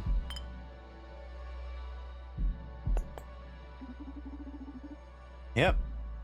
Been a pleasure doing business with you. Listen, I've been meaning to ask you something. Oh? You can ask me out on a date? Bet you love that. But I'm being serious here, idiot. Oh shit, we've come full circle. Okay, sorry. Shoot. You happy? What? Of course. Been a very lucrative endeavor. Not talking about the job. I've been thinking about this since I learned about your condition. You know, your broken knee, your implant rejection disease. You can't even leave this building. Yet you seem so fulfilled. Ah, that. Well, I haven't always been this okay with my whole situation. But after nearly 2 decades confined in the Red Strings Club, I've had plenty of time for introspection. I've reached the conclusion that I am free as anybody else on this planet. Everybody's got their set of constraints. Family, race, social status, gender, wealth. Even the powerful and the privileged have their share of burdens. Same way depression hits us all, the same. Doesn't matter if you're a beggar or a rock star. I believe happiness can be attained in any context. I don't believe in that kind of conformism. Whoa, that really speaks to me. Whoa, that really speaks to me. Seeing how you've got it all figured out, I feel embarrassed to be this sad that I've lost, even though I have freedom, health, and youth. Can you hear what I said? Your circumstances don't matter. We're all screwed. We're all safe.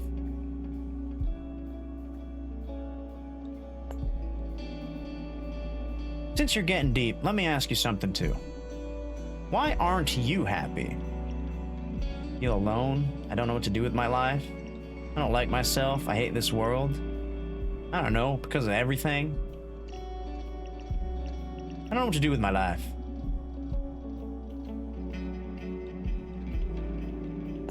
All very valid. All very normal concerns people have. What would you say is the most important thing about...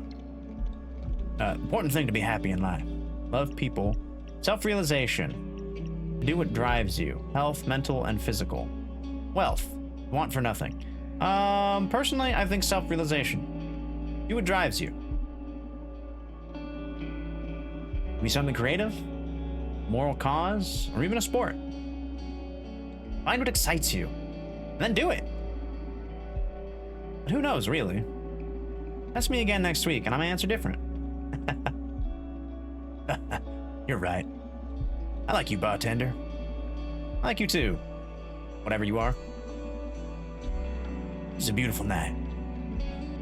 I don't mean to sound unprofessional, but mind if I take a selfie with you?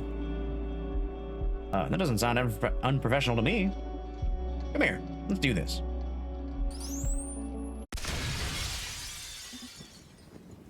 I wonder when it was my fate to be sealed. Never expected my death to be so epic. And here we are, at the beginning of the game again. Can't complain, I guess. Hey, Donovan. You listening? Yeah, the network just came back online. We did it, Brandis. You okay? I'm about to die. Supercontinent's security force just shot me and I fell through the office window. I'm falling to my death, about to hit the ground. No. That can't be. Luckily, I'll bleed out before reaching asphalt. No. What are you saying? We did it. This can't be happening. We won. We fucking won. We did it. Yeah. We won, baby. We did it. Let me enjoy my last heroic scene, would you? I'm so scared. I don't want to leave you. Oh.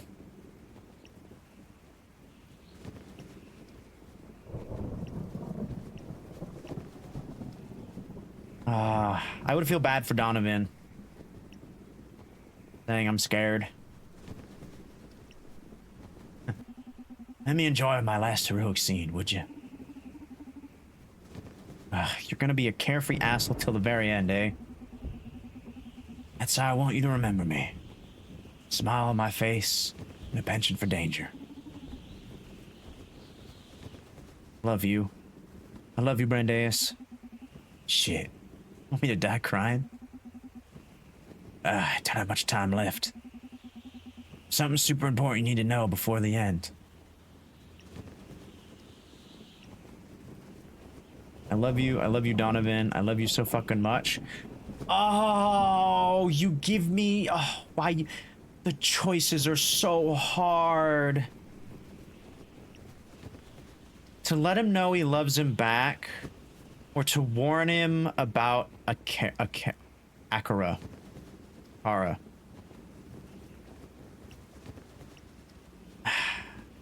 I feel like Brandeis wouldn't say he loves him back, but I want to so badly. But I feel like he needs to know.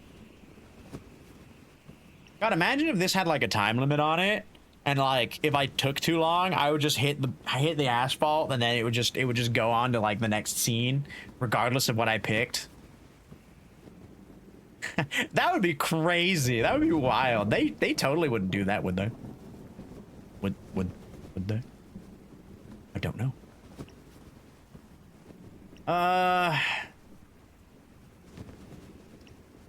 We'll tell him.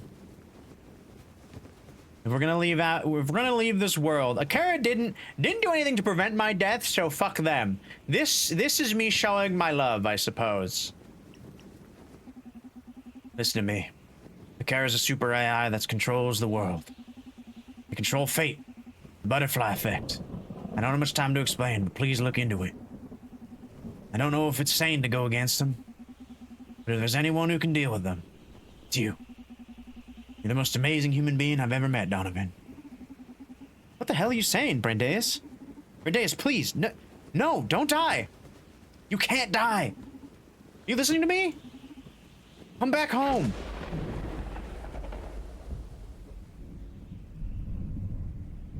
That's the title? That's the end?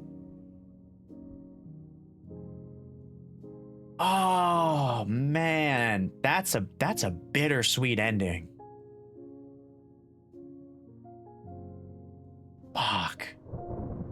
Oh, and this is the song that we start the game on too. It actually goes full circle. Ah, curse you, Deconstruct Studio. Curse you! Pulling at my heartstrings like this a second time. Ah, doing it again. Holy shit. Yeah, we're gonna turn it up because it's a soft music, but it's they kill it. Team Deconstruct, they absolutely kill it. Well done. Another incredible game done by them. This one was much shorter too, by the way. I think Cosmic Wheel Sisterhood I did in, what was it, like 5-6 parts? This one only took like what, 3 or 4? Of about the same amount of time. I don't think I skimped really on any particular session of this.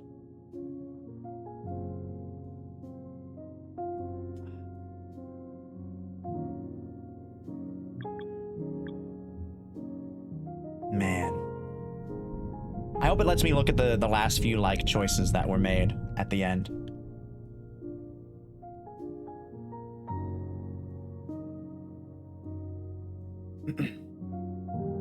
Thank you for playing. We mean it. It's super hard to make a game. We went through a lot making this one. So you getting to the very credits makes us super happy. We hope you enjoyed it. Thank you. Thank you, thank you. Deconstruct Team 2018. Yeah, that sounds about right, actually. 2018 that this was made. And they had that whole tweet thing. Red Strings Club. Complete the game. The end.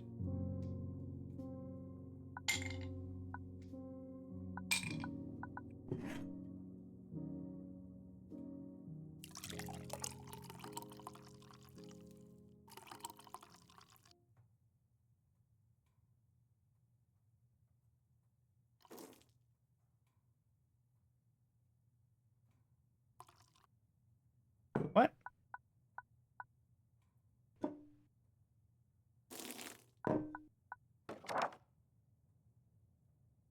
When do they plan to execute it?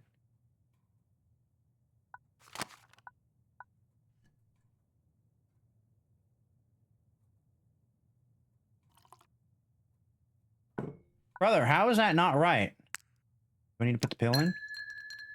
Oh, I needed to put the pill in.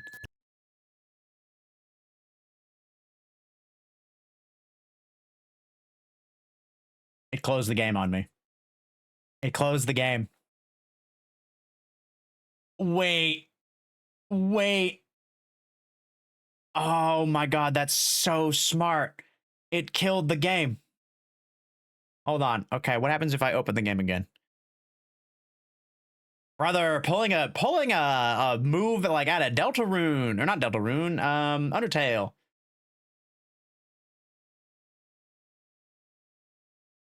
Is that how it resets? Click to start. Ah.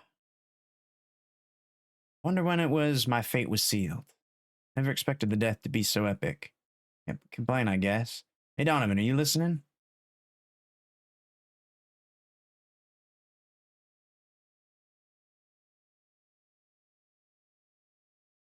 Oh, it completely resets.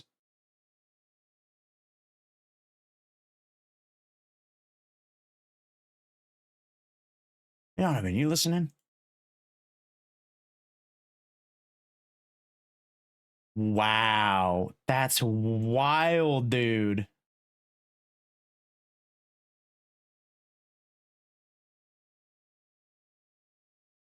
So, in-game lore, right? Goldie, let's chat.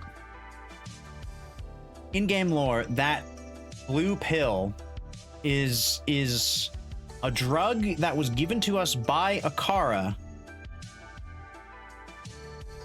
to forget, like, conversation, essentially. It's like a reset pill. I never used it. I never used it in-game. I definitely could have, but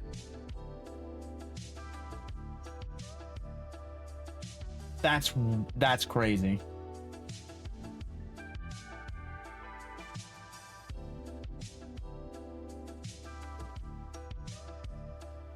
So essentially, we poured ourselves a glass, threw in the drug, and then forgot everything that happened.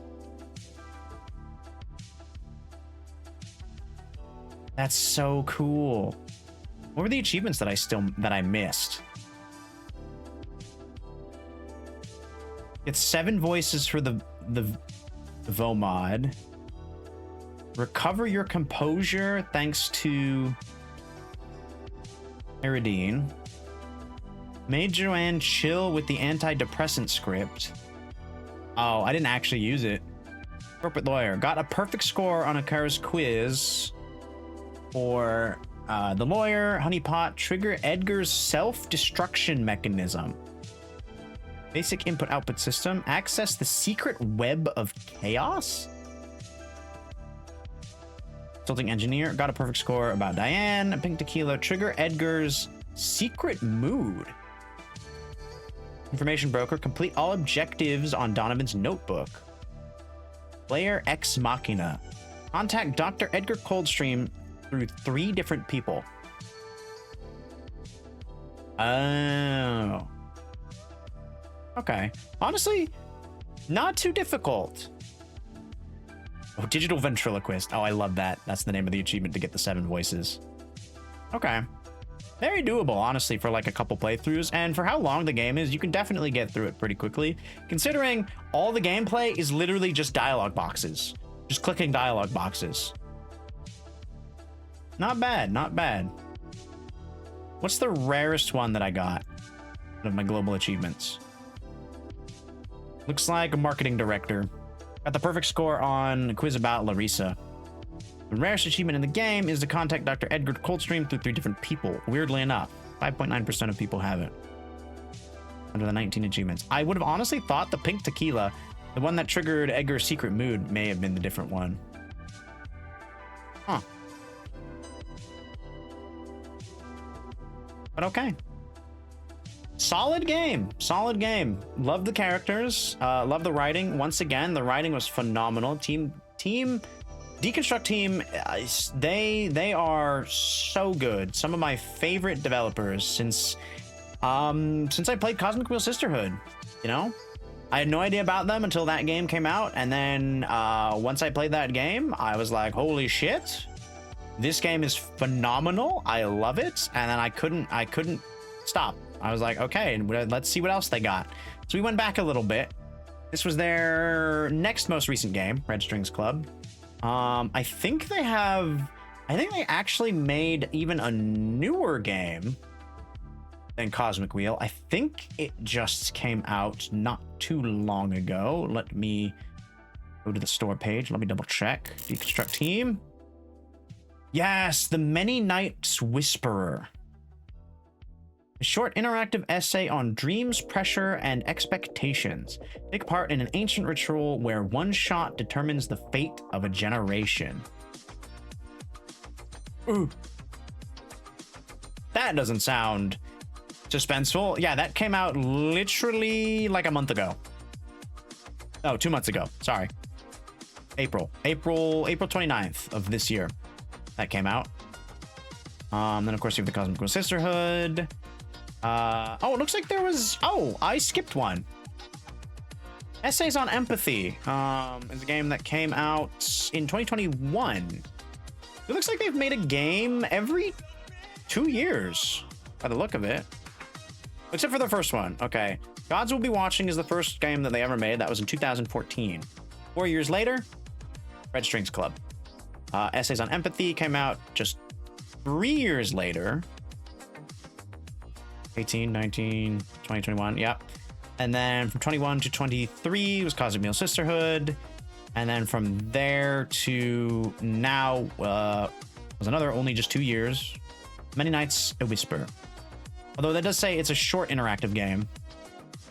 So maybe they didn't make it as fleshed out. It's just meant to be like a... I am kind of curious. I do kind of want to give it maybe a shot. We'll see. But that's it for Red Strings Club. Great little narrative. Definitely gave some food for thought. You know, about destiny, fate. Is it really in our own hands? Do we really shape our own reality? Or is it the machinations of some super secret AI that's been influencing us since 2009? Maybe it's not an AI. Maybe it's just the whims of society. Maybe the AI is an allegory. Maybe Akara is hyperbole. Who can really say? Only the artist painting the brush. Painting the portrait that is the Red Strings Club, aka Team Deconstruct can really, really know for certain what it is that they're about. Still a great commentary, though. Absolutely loved it. It's kind of a classic, you know, questioning our sense of free will, and then the moral ambiguity of controlling our emotions through outside means. I think even though it's a story that's been done before, you know, it's a topic that has been broached in other media, it's always good to keep it alive, to keep asking that question, keeping it at the forefront of our minds, because it is important. It's important to talk about. You know my thoughts on it. I don't like anybody controlling my thoughts. Thank you very much. Even knowing that somebody is. Or maybe even not knowing. I don't know. It's tough to say, right?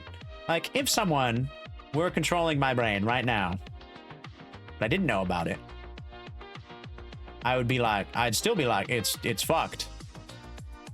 But are they just controlling me to say that? Make it seem like it's fucked when actually it's not? I don't know. Who's to say, really? That's a real brain microwaver right there. But thanks everyone so much for coming in tonight. Appreciate y'all for being here. We'll continue Kingdom Hearts 3 tomorrow. I hope to see you there. Let's go ahead and find somebody to raid for tonight. Ooh, thanks for stream. Yeah. Always a pleasure. Always a pleasure. It was a cool game. Cool little game. I love it. I don't know if I'll play through the rest. Like, I'll try to get, you know, the secret stuff or get all the achievements. Ooh. Nat's chatting tonight. What are they doing? They just started. Oh, it's perfect. Okay, we're gonna go bother the Nat Chan, aka Nat. Looks like they're just chilling, so that's perfect. That's absolutely perfect. Okay, what do we want our raid message to be for the evening? Let's see.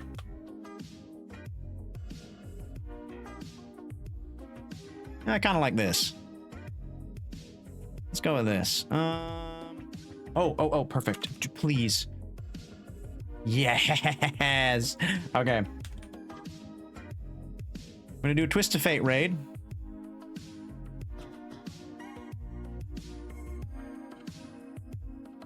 As that was the central theme of the game.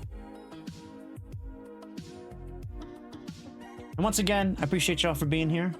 I really do. Those who lurked, those who chatted, you're all equally as amazing and perfect as one can ask for. I hope to see you again tomorrow for some Kingdom Hearts 3. We'll be continuing with, I believe, the Toy Story world. I think we'll be finishing it out and moving on to the next one. So, hope to see you then. Same bad time, same bad place. 5:30 p.m. Pacific Standard. And we'll be doing it. And until then, wherever you hang your hats, wherever you rest those weary souls, I wish you well. Ciao for now.